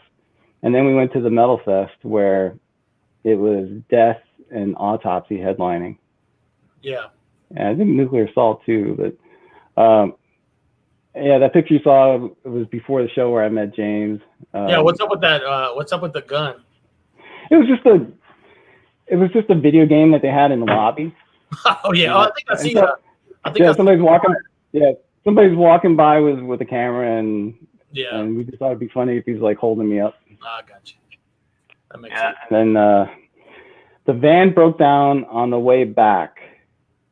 Yeah. And we had to stay at a hotel in Pennsylvania. And then it was like a snowstorm. It was just some parts were a nightmare, some parts were incredible. Yeah. It was 12 people in the van. I don't know if you'd want me to show it, but he sent me a he sent me a photo from that hotel. So I don't have to do it. Go ahead, man. I don't care. I have no shame. It's in a bed. I'll put it to you that way. You know what I'm talking about? Huh? With the cross? No. It's you and somebody else at a hotel. The guy from Apparition. Oh, geez. No, I won't show it. I don't even know. I've heard about this thing. I don't even know what it is. But anyway. Okay, yeah, no, I won't show it. I'll send it to you later. But the funny thing is, like, I was always like this real serious, quiet person. But every once in a while, I would do something stupid. Eviction? Yeah, who was Eviction? I don't even remember that band. Who was that? They were like a metalcore band from Pennsylvania, from Pittsburgh. Well, of course, Sam knows. They had like the Mickey Mouse as part of the logo. We stayed with them when Ed's girlfriend and I went to Pittsburgh to see Acheron, Immolation. It was one of the great shows. And at the time, I wasn't even friends with like Sharon from Berkeda. And hotel? This is when we went to Niagara. Oh, okay. I don't know if it was when we went to see Morbid Angel. Maybe. Yeah, that photo reminds me.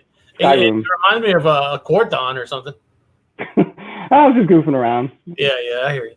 That's hilarious stuff. Probably drinking. Yeah, most likely. Most likely, yeah. Most likely. And actually, your buddy Mario sent me this photo. I don't know if you've seen it. You probably have, though. You and is that his room or your room or what? No, well, I mentioned that I did the fanzine with a guy named Mike McPhillips. Yeah. My family moved to Florida from New York, and I moved with them, and I was there like a month. I'm like, I can't do this. I got my whole, all my friends are in New York. I moved back, and I stayed with like this lady that was a friend of the family, but then I had to move out after a little while, and then there was another friend of the family, and then her daughter moved back in. I had nowhere to go. So Mike McPhillips and his brother took me in, and this is the one where they had the porn shit everywhere. Yeah. Yeah, so that was like my corner of the room. It was like three guys sharing one bedroom. Well, one of them would sleep in the couch, like in the living room. Yeah. But their dad was like this military guy. He was a real character.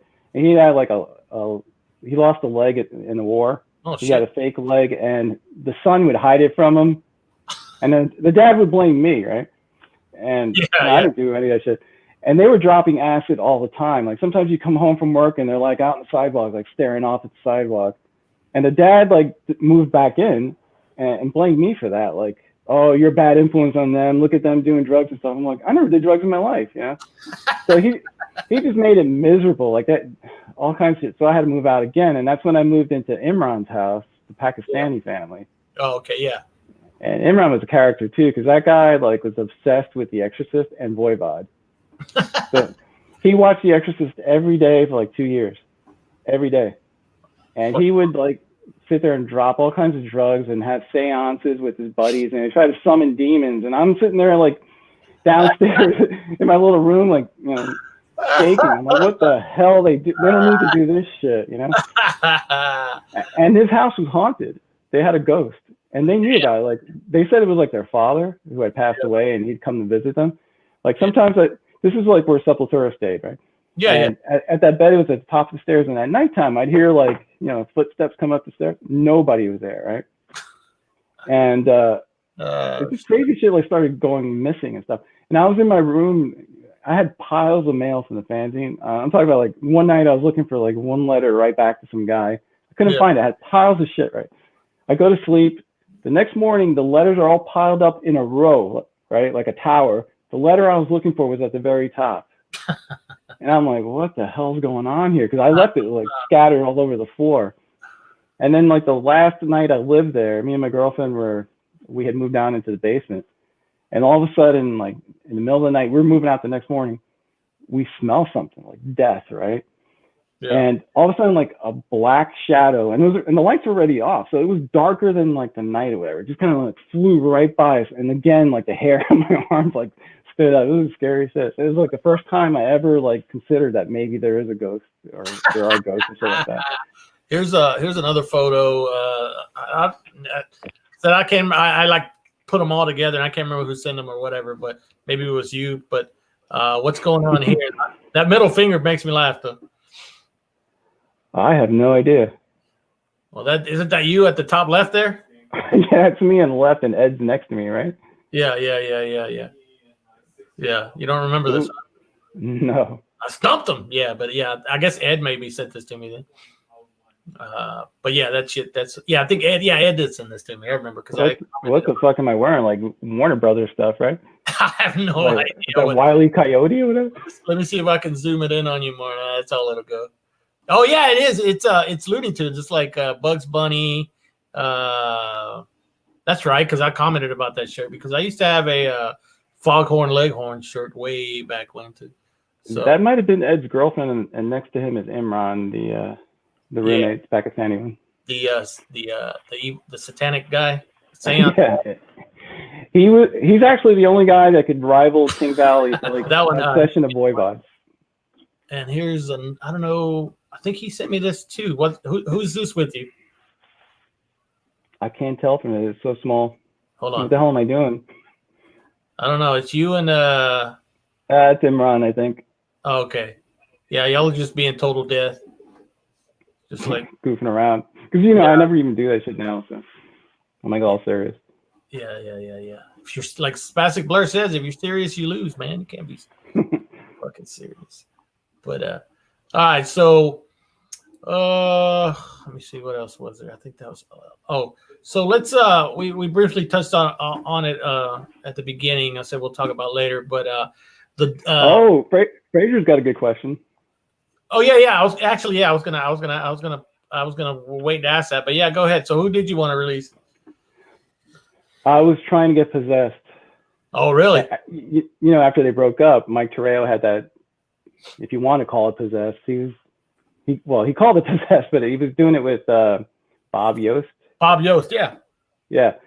So I tried my ass off to convince him to do a 7-inch with us, but he wouldn't do it because it was kind of a common story. Like back then, a lot of bands were hoping to get that big record deal. Yeah. Right? So they didn't want to like get tied down to doing anything for a 7-inch or anything like that. They all thought like they were going to get a big deal. There was another band, which shall remain nameless, that we gave money to go into the studio and record songs. Uh-oh. Yeah, and they stiffed us.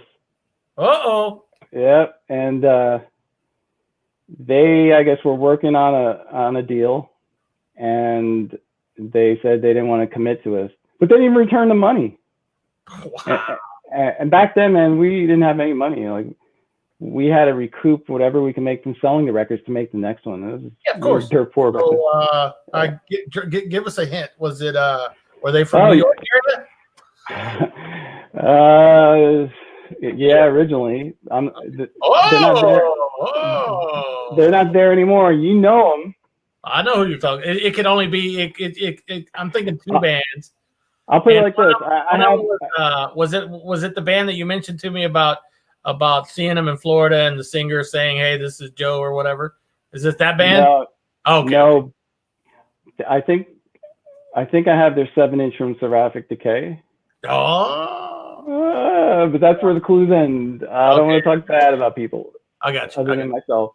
All right. So let's talk about one of the coolest, nicest people I've ever known. I know you've known, and that's we lost our buddy Brian Pattison, who did the legendary Day of Death Fest, and he did the Chainsaw Abortion Zine, and he had the radio show, which those were massive.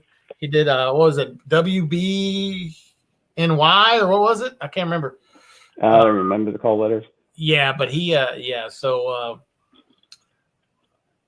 I'm assuming you were at the first Day of Death, right? Actually, I wasn't at the Day of Death, but I did go up there for other shows.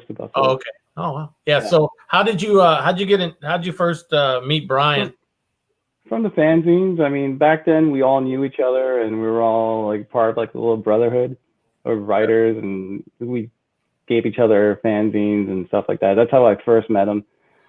And you know, throughout the years, you go to shows and stuff like that, and you correspond. But it really wasn't until he was talking about the Glorious Times book, right? Yeah. Where he sold out of the first one and he wanted to do another one. Right. But he didn't have the cash. Yeah. So I said to him, I will pay for it, right? Yeah. But I have a condition. And he's like, what? And it wasn't just Brian, it was also Alan, right? Another great guy. Yeah, Alan Moses, correct. Who lives like a hermit somewhere. Yeah, he's in Australia, last I heard. Yeah. So I told Brian, I said, you've got to put immolation in the second version of the book. That's my condition for me to pay for the book. Yeah. And he's like, dude, I try. I was like, I wrote to them, and you know, I don't know, half dozen times. They never got back to me. I said, listen, and I know Ross. I'll get him, right? Yeah. So Brian was like, oh, that's great. So then I was like, okay, condition number 2. Since I got the first one, I was like, you know, it's not really right that EXMORTIS isn't in it. He's like, it's another band that we wanted to get, but we couldn't. I'm like, don't worry, I'll hook you up.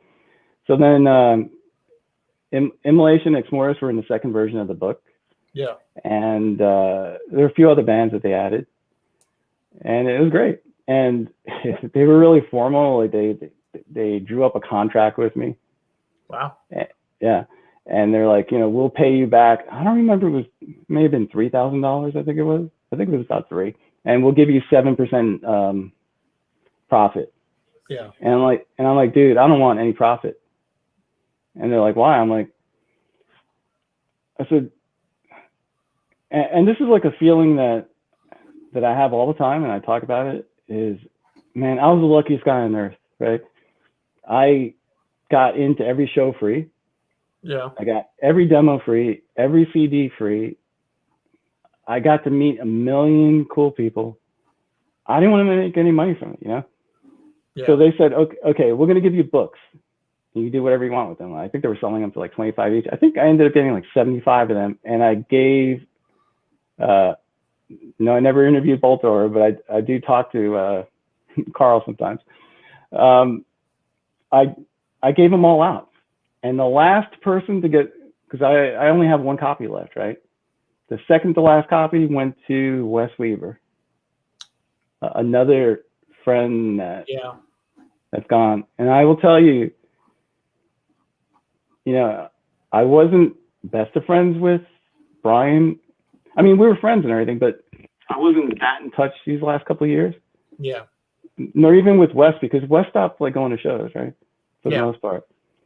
But when the two of them passed away, it hit me hard, you know? Right. It's like, I'm 54 years old now, and I'm seeing a lot of my friends die, you know? Yeah. It's and weird. It really hits you. And another one, when Brett from Malevolent died, I started crying. It's like, even though I hadn't like talked to him in years, it was just, I don't know. Chuck was another one. I knew Brian. I got to meet Brian just from like really get to know him, like when he was doing the Glorious Times, and he flew and me and some friends flew out to Buffalo and played with Sam Biles and played that Day of Death 2. And you know, ever since then, it was always real cool. He was like one of the best dudes ever. And of course, Wes, you know, being here in Houston, Wes was, you know, big influence on everybody in you know, in this area. So it's still fucking weird because I you know, I look on social media sites and I like old photos and I see like comments or messages from them too, you know. So always like, you know, showing support or whatever we're doing or and whatnot. So it's kind of weird when it hits that close to home. Yeah, Wes was important to me because I knew him back in the 80s, right? He had his radio show and all this stuff. Yeah. But when I moved out to Houston, there was a stretch where I didn't go to any shows or anything, right? I didn't know anybody out here. Yeah. And then my friend said, hey, did you know Possessed is playing here? I'm like, what? You know, I can't even think of where they play, but you had to go up the stairs and all that. Oh yeah. That was the Meridian, I think. Meridian, yeah, that's it. Yeah. that was my first show in 13 years.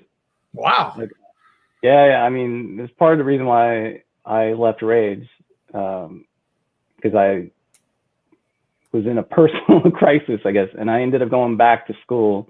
I moved to Florida, and I got a job out here with Shell Oil. Yeah. And my friend told me about Possessed, and I went there. Not really, I didn't know anybody or anything. And I see Jeff in a wheelchair, right? Yeah. And I go up to him, and he's drunk at this point. But he was fucking plastered that show. Oh, you remember? No, I was there. Yeah, I remember. Yeah. My buddy. There's an episode that I did with Daniel Shaw, and he talks about that show.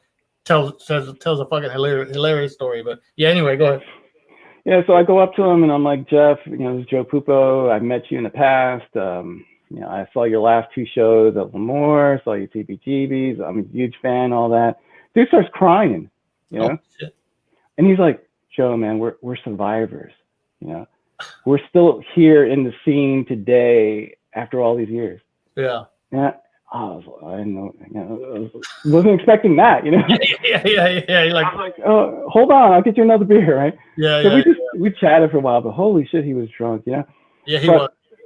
But the important part for me was I started seeing all these kids, right? And I see like Destruction shirts, create some like old school stuff, right? And I go up to them, which is unlike me because I'm usually pretty quiet.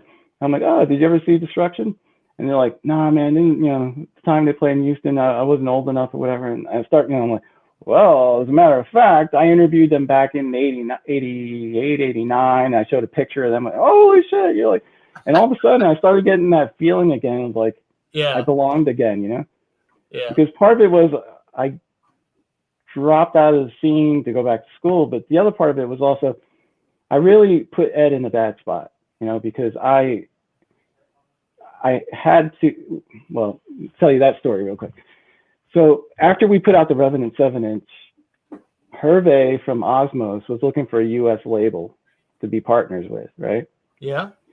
And I was thinking, okay, I'm 27 at Atlantic Records, going nowhere there. I mean, I was like in charge of a department, but it was still bullshit. And they didn't pay anything because everybody wanted to work there. And I had skipped a grade in school. I got scholarships offers everywhere, and I turned it all down. I dropped out of school to get in the music business at Atlantic, and then I started doing all this stuff with the label and the magazine. And I was like in a pressure point of like, what am I doing with my life, right? Yeah. So I said to myself, well, if we can become partners with Osmos, then maybe this would be a big break for us, right? Because we didn't have any capital. We couldn't put shit out. It was always going to be one at a time. And you got to wait to get money back before you put the next one out. And I was barely scraping by money, to pay for rent, right? Yeah, and Osmos was kind of on the way up at that time.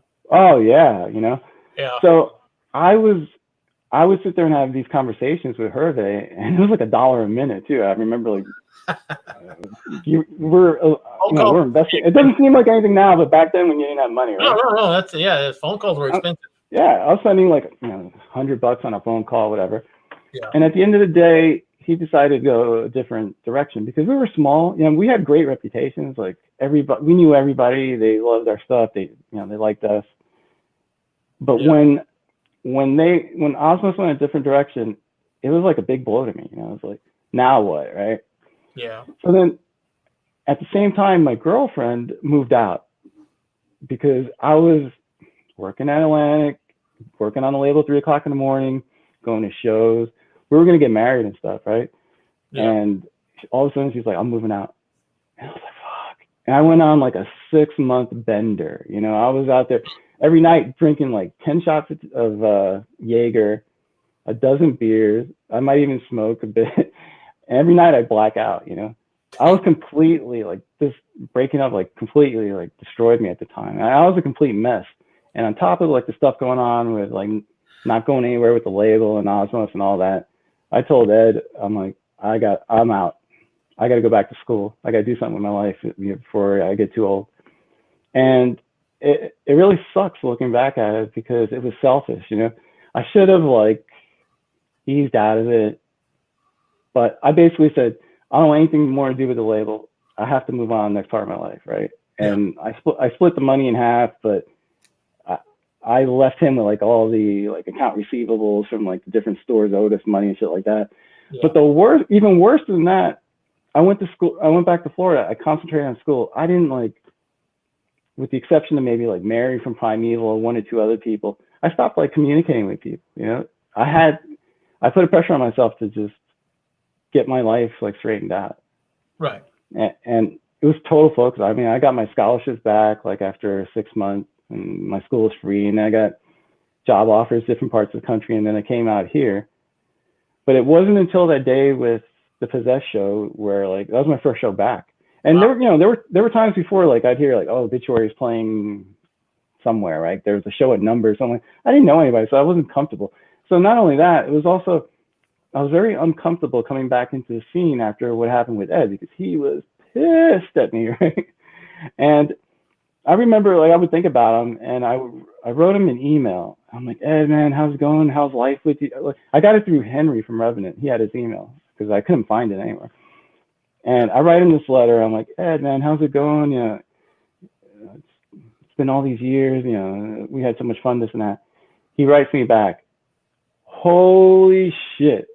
He destroyed me in this email, right? Oh, God damn. Where I just like, you know, shut my computer down. I was like, holy fuck. Damn. Dude, I was like in a coma for like 2 days. That was not the reaction I expected, right? Wow. And, you know, I was talking to Henry about it. And actually, you know, how much time had passed at that time? Like 10, 12 years. Damn, like and that kind of reaction, yeah, that's amazing. Oh, yeah. I wouldn't have expected it either. He was going through things on his, you know, his life. He was going through divorce, stuff like that too. So not to get into that stuff, but it wasn't a good time for him when I contacted him, right? Yeah. And then Brian, well, he knew Ed well too, right? So he was kind of like, you know, you guys should patch things up. I mean, you guys go way back, blah, blah, blah. And I don't know, a little while later, Ed emailed me and said, dude, I was going through some things. I'm sorry for the way I reacted and stuff, right? Yeah. And I was like, phew. But in that time frame, like when he had written to me, I went to MDF for the first time in 2009 when Bolt Thrower played. Yeah. And that's like the only, I think I went to that one and the one after, and that was it. Yeah, I went basically every year starting from 2009 again. Damn. And Ed was going to be there, and I'm like, holy fuck, man, is this guy going to come after me? I mean, I wasn't worried like physically, you know, because I used to fight all the time in hockey and stuff like that. But I'm like, I want to go there and have drama, you know, especially with my old partner and stuff. But a little bit later, you know, that's when he apologized, and I flew up to New York to see Primeval. It was their first show back. Yeah. And they're playing at the Gramercy, some festival, and I got to see all of Primeval again. It was great, and afterwards, like Ed was there, and we went next door, I think, because Mayhem was playing, but we didn't watch a second of those guys. I mean, it seems like they play every other day, right? And we spent the whole night like taking shots and shit, and things were kind of back to normal. Oh yeah, that's cool, man. But Brian also helped in a way, like he was like, you guys should patch it up. And then that picture that you put up earlier was from Buffalo, one of the festivals that. Here's another one. I can't remember who sent it, if it was you, but it was you, him, and somebody else. I thought it was a cool picture. You remember this? Who's on the left? So I'm trying to figure the picture is so small on my screen. Is that Henry? Let me see if I can. Is that Henry or Josh? Is it? Henry, like it's Henry. Yeah, it looks like him, right? Yeah, I guess it kind of does. Yeah. So, I don't know where that picture came from. Yeah, that must have been from Ed. Yeah, I mean, we used to go see Revenant, I think, like every week play and Ripping Corpse. Yeah. You had a Trey Azadoth kind of thing going back then. Well, I got to tell you about my feud with Chuck. Chuck, right? Oh man, Chuck seems to come up quite a bit in here. I don't know if you've. I've had a few Chuck stories on the show, but yeah, please go ahead. Yeah, so back in '89, I think it was, or '88, I interviewed Chuck for my fanzine, right? And it was great. And whenever he was home, not on tour, yeah, I give him a call like every month, maybe every 2 months, something like that. And we just shoot the wind, whatever, and talk about stuff. He was like always nice and stuff. But I noticed, and I shouldn't be talking about the Godfather of death metal because this is like sacrilegious here. But I noticed he had a bit of a jealous side to him, like a petty side to him, right? Yeah. But it was never with me or anything. But I could tell like he didn't really like other bands to be popular or like take the spotlight away from death. Yeah. So when Spiritual Healing came out, I mean, people were nuts about death, you know, the first couple of albums, stuff like that. Spiritual Healing comes out and people are like, what the hell's going on here? You know, they kind of switched up from being brutal to we don't know what. And actually, I like that album, you know, especially now. You know, once you're conditioned to what it is, right? Yeah. When you first, it's not like Celtic Frost was with Cold Lake, because when I heard that album, I wanted to like, you know, burn down the village. I was so mad. You just triggered Fraser. He's gonna say something about Cold Lake here in a second. The one thing I'll say is like back then it was a lot of people, but especially with me, it was so intense. You know, this was like our thing, and the thing we hated posers, right? Of course. I mean, the skinheads beat up on us. We didn't beat up on poser kids and stuff like that, but man, we gave them hell. Like we see a kid walking by with like a, I don't know, like a winger shirt or a Cinderella or some shit. And Jesus Christ, we would like go to town on these guys. Yeah, I understand completely. It's like you know, that was the complete opposite. You know what I mean? Of what underground death metal and whatever. Yeah, it was. For me, it felt like they were traders, right?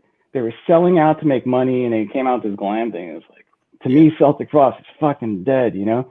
And then they came out with Monotheist later, so I was like, oh, you know, I'm back. But Chuck, he had a little bit of a jealous, petty side to him, right? So anyway, Spiritual Healing comes out. People are kind of turning against him, right? Yeah. And I'm kind of no longer like, oh, that is the best thing ever. I hear Altars of Madness, right?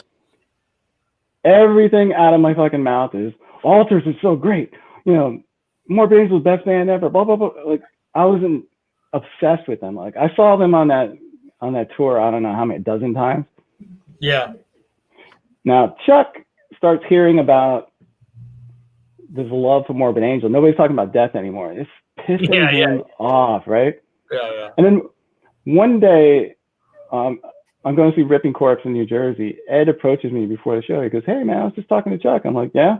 He goes, dude, he called you Joe Generico. Oh! And I'm like, what? He goes, yeah, man, all that Morbid Angel shit. He thinks, you know, you're into all the generic music. I was like, what the fuck? I never like said a bad word about Chuck before. Yeah. But it really wasn't that big of a deal. But I'm like, this guy's like out there trashing me. And my friend Steve was telling me about a death show up in Buffalo. And why is Chuck from Death even? I mean, why's he talking about me? Who the hell am I? Well, not just that, but why let that get to him? I mean, I don't know. I guess you're right. He had a. Look at all the shit that happened on those tours, right? I mean, and him firing people. There's a side to him. I don't want that bad about the guy. But I've had Louis and Walt who've had to fill in on the show, and they both talk about that fucking crazy ass when he on Spiritual Healing, whenever he just said fuck it, I'm not going to do the European tour. Yeah. So if anybody hasn't seen that and you're interested in checking it out, check out the Louis from Devastation and then Walt from Rotting Corpse. There's episodes on the show, so I'll have to check that one out. But my friend was telling me last night that we were talking about some of the old shows and stuff. He's like, yeah, I went to Buffalo, but you didn't go for this one. I'm like, why not? He's like, oh, you were protesting Chuck. I'm like, what are you talking about? He's like, oh, you were mad about the whole Joe Generico thing, so you didn't want to go up there and see him play. So anyway, I thought that was kind of funny. That is funny. All right, well, we still need to give if anybody can the hoodie. Check out that hoodie. Joe's gonna give out a sick ass Rage Records hoodie. So I told him we could ask if anybody here has any Rage Records release, like a physical copy of it. You can and show it to us. I'll even let you on the stream so you can show it. You will get that Rage Records hoodie. So it's an extra large. It's extra large, but hey, Made by the great Paul from Embalmer. From Embalmer, yes, Paul John. So if anybody has, I mean, I have one, but I'm not part of the contest. So. I'm giving you a shirt though. No, that's sick. Yeah, hell yeah. But yeah, so I know I saw John Grave earlier. I know you got some. If you're still here, let me know. There he's John Grave. I knew he's right on. He's got 4 of them. Hey John, send me a photo, or if you want to come on the screen and show it off, then we can do that. Let me know. So, but yeah, that's cool. Appreciate you doing that. That's awesome.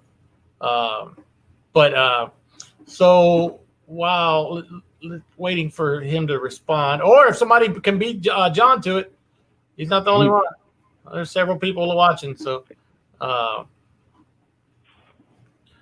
yeah. So, I had one more photo while we wait. Where'd he go? I was going to tell you my sadist story. Oh yeah. Go ahead. All right. So I used to talk to friends and stuff like that back in the day. I was a big sadist fan. Steve DeJordan. Yeah. And Darren. Out there, for the posers out there. Yeah. So, yeah, death to posers. I mean, that was like our religion, right? Yeah. But they were on tour with Sepultura and Obituary, right?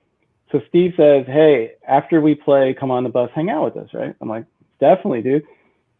So they play, I go on the bus. I went with my friend Steve and my friend Will, and I disappeared. I went on the bus. Steve's smoking a joint, and he's like, here, try it. I take it. I'm like, holy fuck, this is like what is this, right? It was like the hardest pot I've ever tried in my life, right? The guys from Demolition Hammer were in the bus too, right? Yeah. Steve and a few other guys.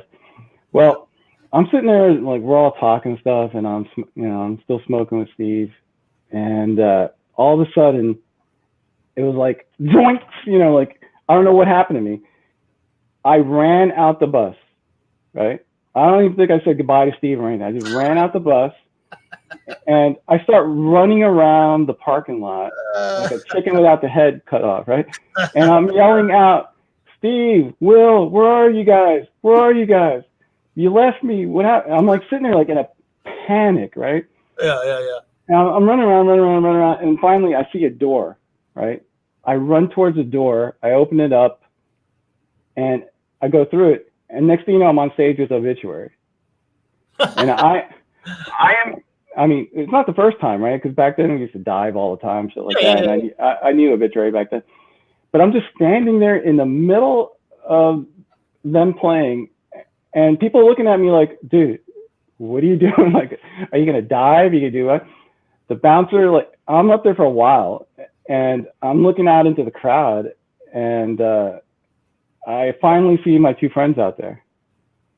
And I come out, and I see them, and I started crying.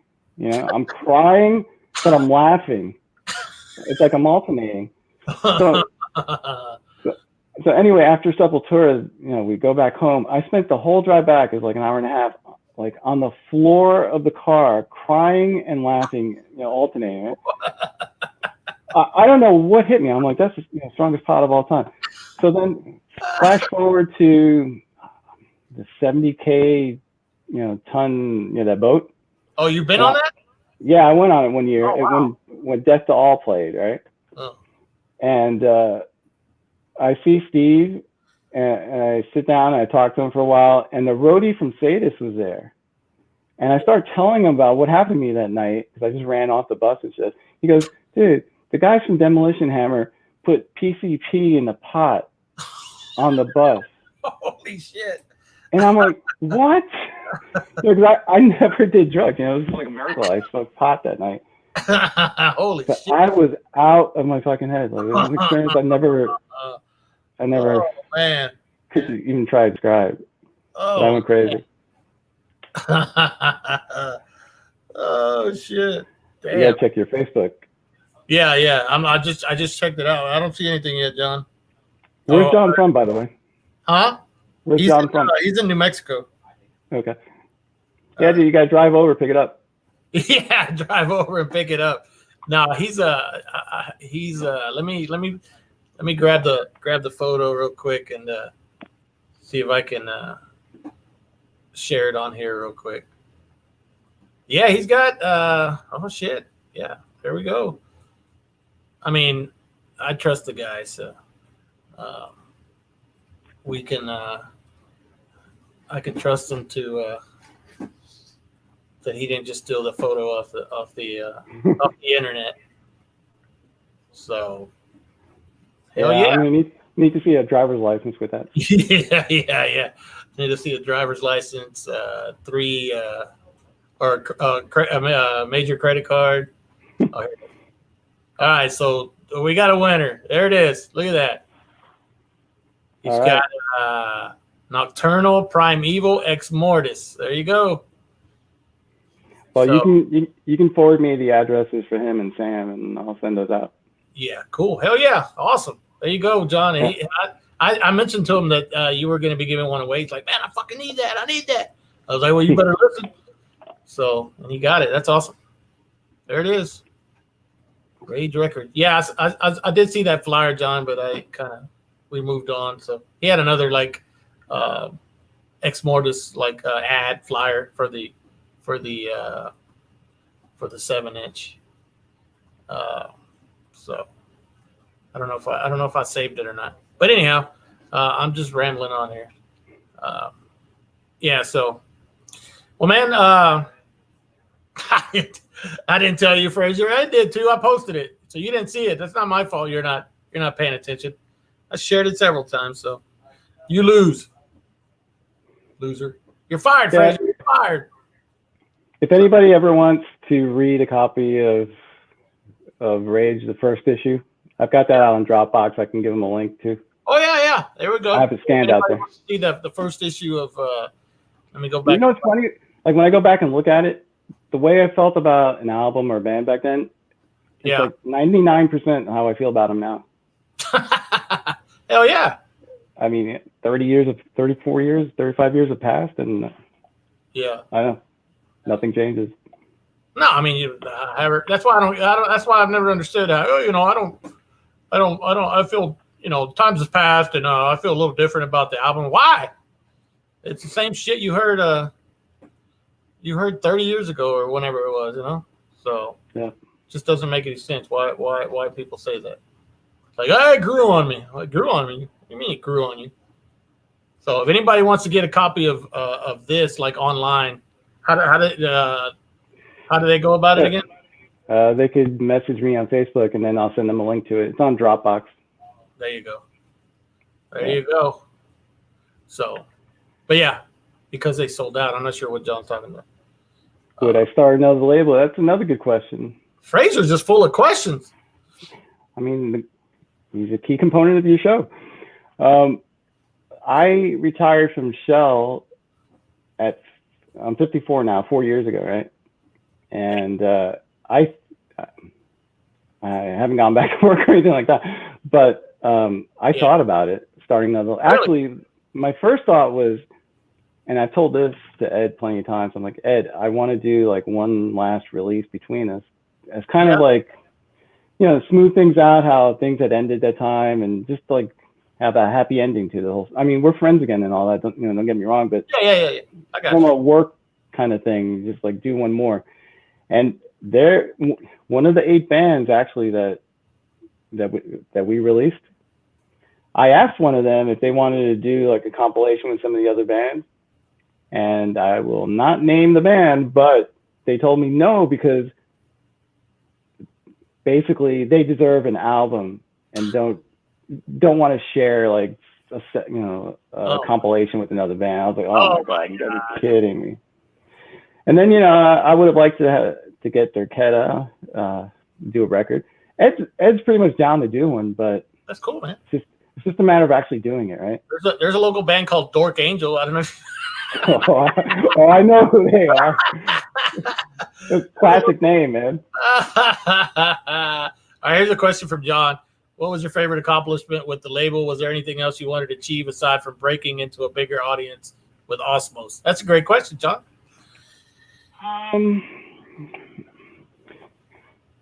I remember one time I was working at Shell. I did finance for them, right?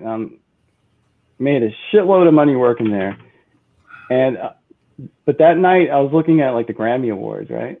And I see that I don't even remember who it was, but it was like a Relapse band. Yeah. And I'm sitting there going, Jesus, man, that could have been us, you know? And if we only had the capital back then, if we had money to like put releases on, stuff like that, I really feel like we could have been just like Relapse, because we knew everybody, we had good relationships with everyone, but that not having that money at the time just prevented us from taking that next level step. Yeah. And I don't know, not really want to do another label, but more of I wanted to finish things with it. Like a closure kind of thing. Yeah. That makes sense. Yeah. I did want to be like Relapse back then, but we couldn't, you know. Favorite accomplishment? I don't know, man. Just putting out records with friends, you know, and sharing that. And that shit lives forever as long as people have the vinyl, right? I mean, yeah, exactly. And I mean, not that this is anything major, any major show or anything, but here we are 30 years later and people are still interested in what you put out like 30 years ago. You know what I mean? So that in itself is pretty fucking cool, you know? And I think my attitude's changed a bit too. Like before, I don't know if I had a little bit of elitism in me, but probably, right? Yeah. And I used to see these kids, and I remember like at NDF, like when Dark Angel played, I don't know, that was 6 years ago, something like that, 7. There were these two kids in front of me, and they were talking about how Time Does Not Heal is the best Dark Angel album, right? And I wanted to fucking punch them, you know? I wanted to kill these guys. And I'm sitting there listening to them rambling about how talented Dark Angel was and blah, blah, blah, blah, blah.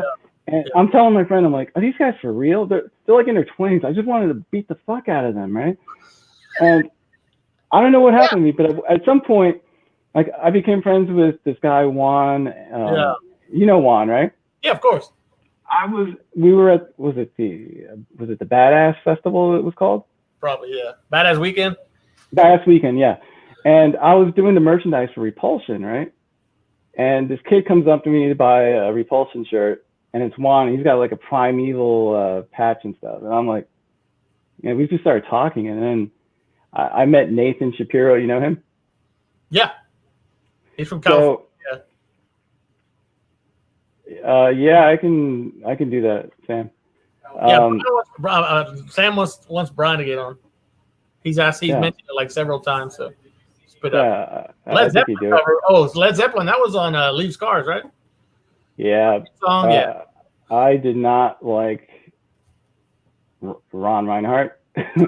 I did not like that album, but there were a couple of songs on there that were heavy as fuck until he started singing, right? And it's like, I loved Dark Angel with a fucking passion, but that album came out. That's where me and Ed used to argue, because Dark Angel could do no wrong.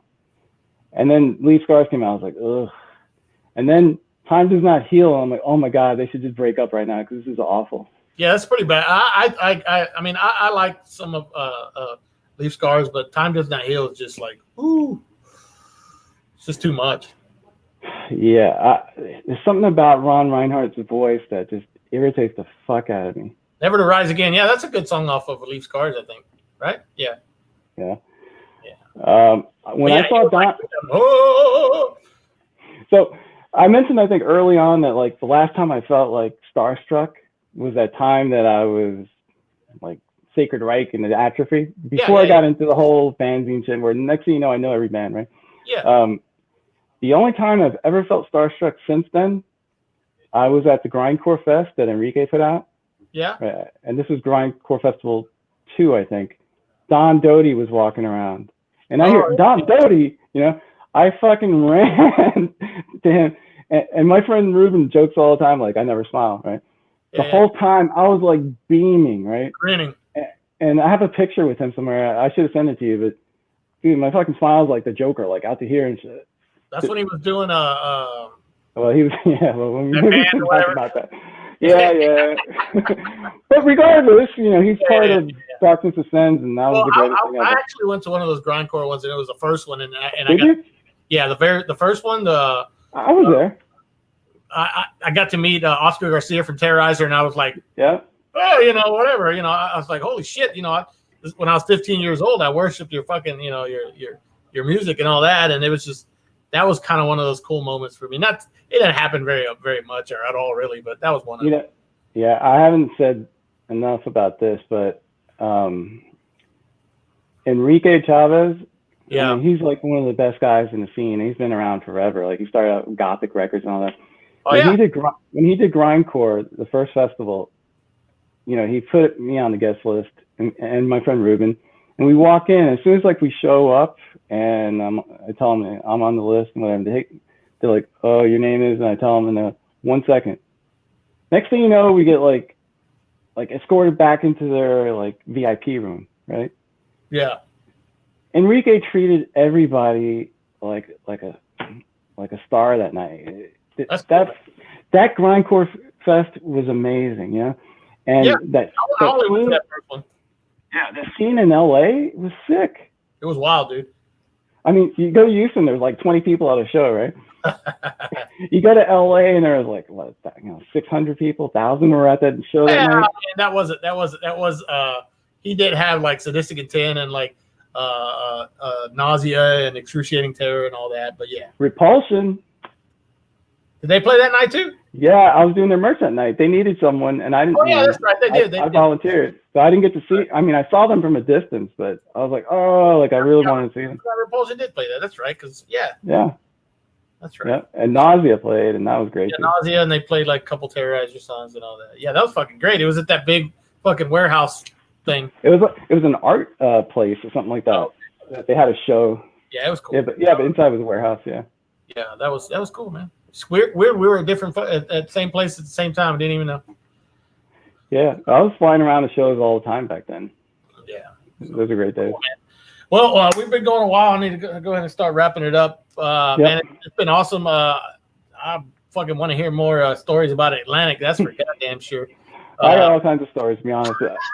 Francisco, man, I appreciate being on here. It's an honor. Yeah, no. People like you and Cannibal Cam and even John with his podcast and stuff that kept the scene alive during this pandemic, man. We're all stuck in our houses, but we still had these shows to listen to.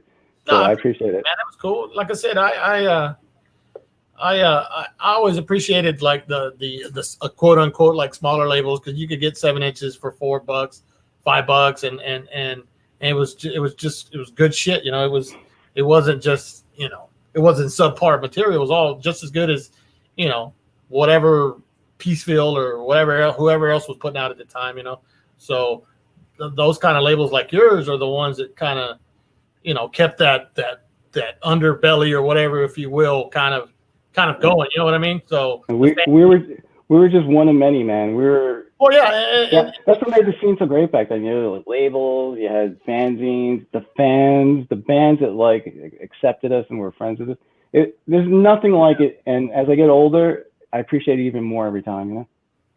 Yeah. And thanks to John for his comment there. Yeah. Everybody appreciate it, man. It was great. Yeah, I fucking laughed my ass off. I don't really I mean, I set up I give myself notes, but whenever I don't really look at my notes very much, I know it's a good time. So, Tony, I know you watch it. Tony's a huge supporter of the show. So, again, man, I appreciate you hanging out. If you want to, I want to talk to you a little bit after I get off air, if you don't mind holding on for a second. Yeah, sure. All right, man. So, again, appreciate it. It was fucking awesome. So I'll be right with you shortly. All right. Thanks, man. All right, there you go.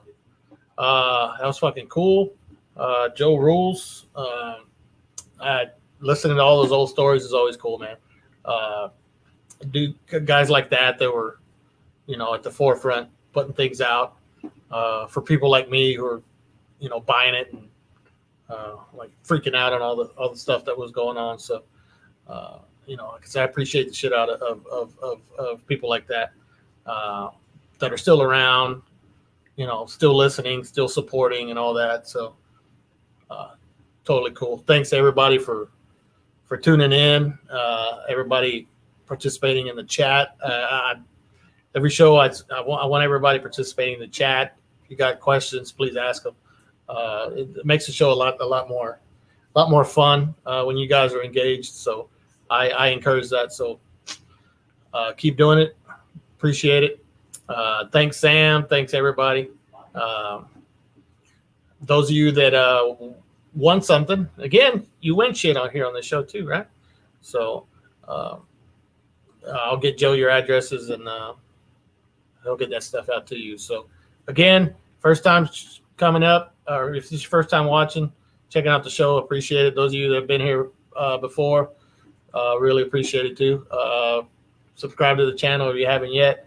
Like all that stuff. So help get the word out about the show.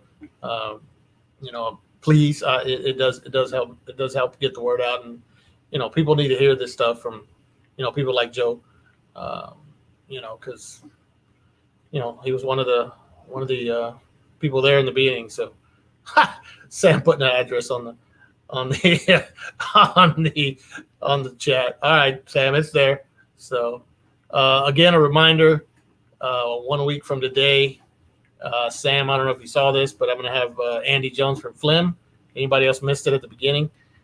Next Wednesday, same time, 8 o'clock. Going to be sick. And then also that's Saturday, the 10th, Pancho from Anarchist Cacophonia. He was on the early Pactum demo. Just total Mexican underground legend. So spread the word. Help me out. Yeah, slabs of meat. You damn right. Slabs of meat. So, all right. So, again, appreciate everybody's support. And I will see everybody on. I might do another one of those supporting the scene things this Saturday. So that seemed to be a hit.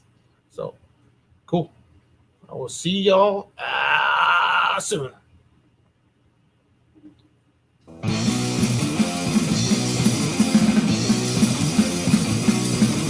Yeah,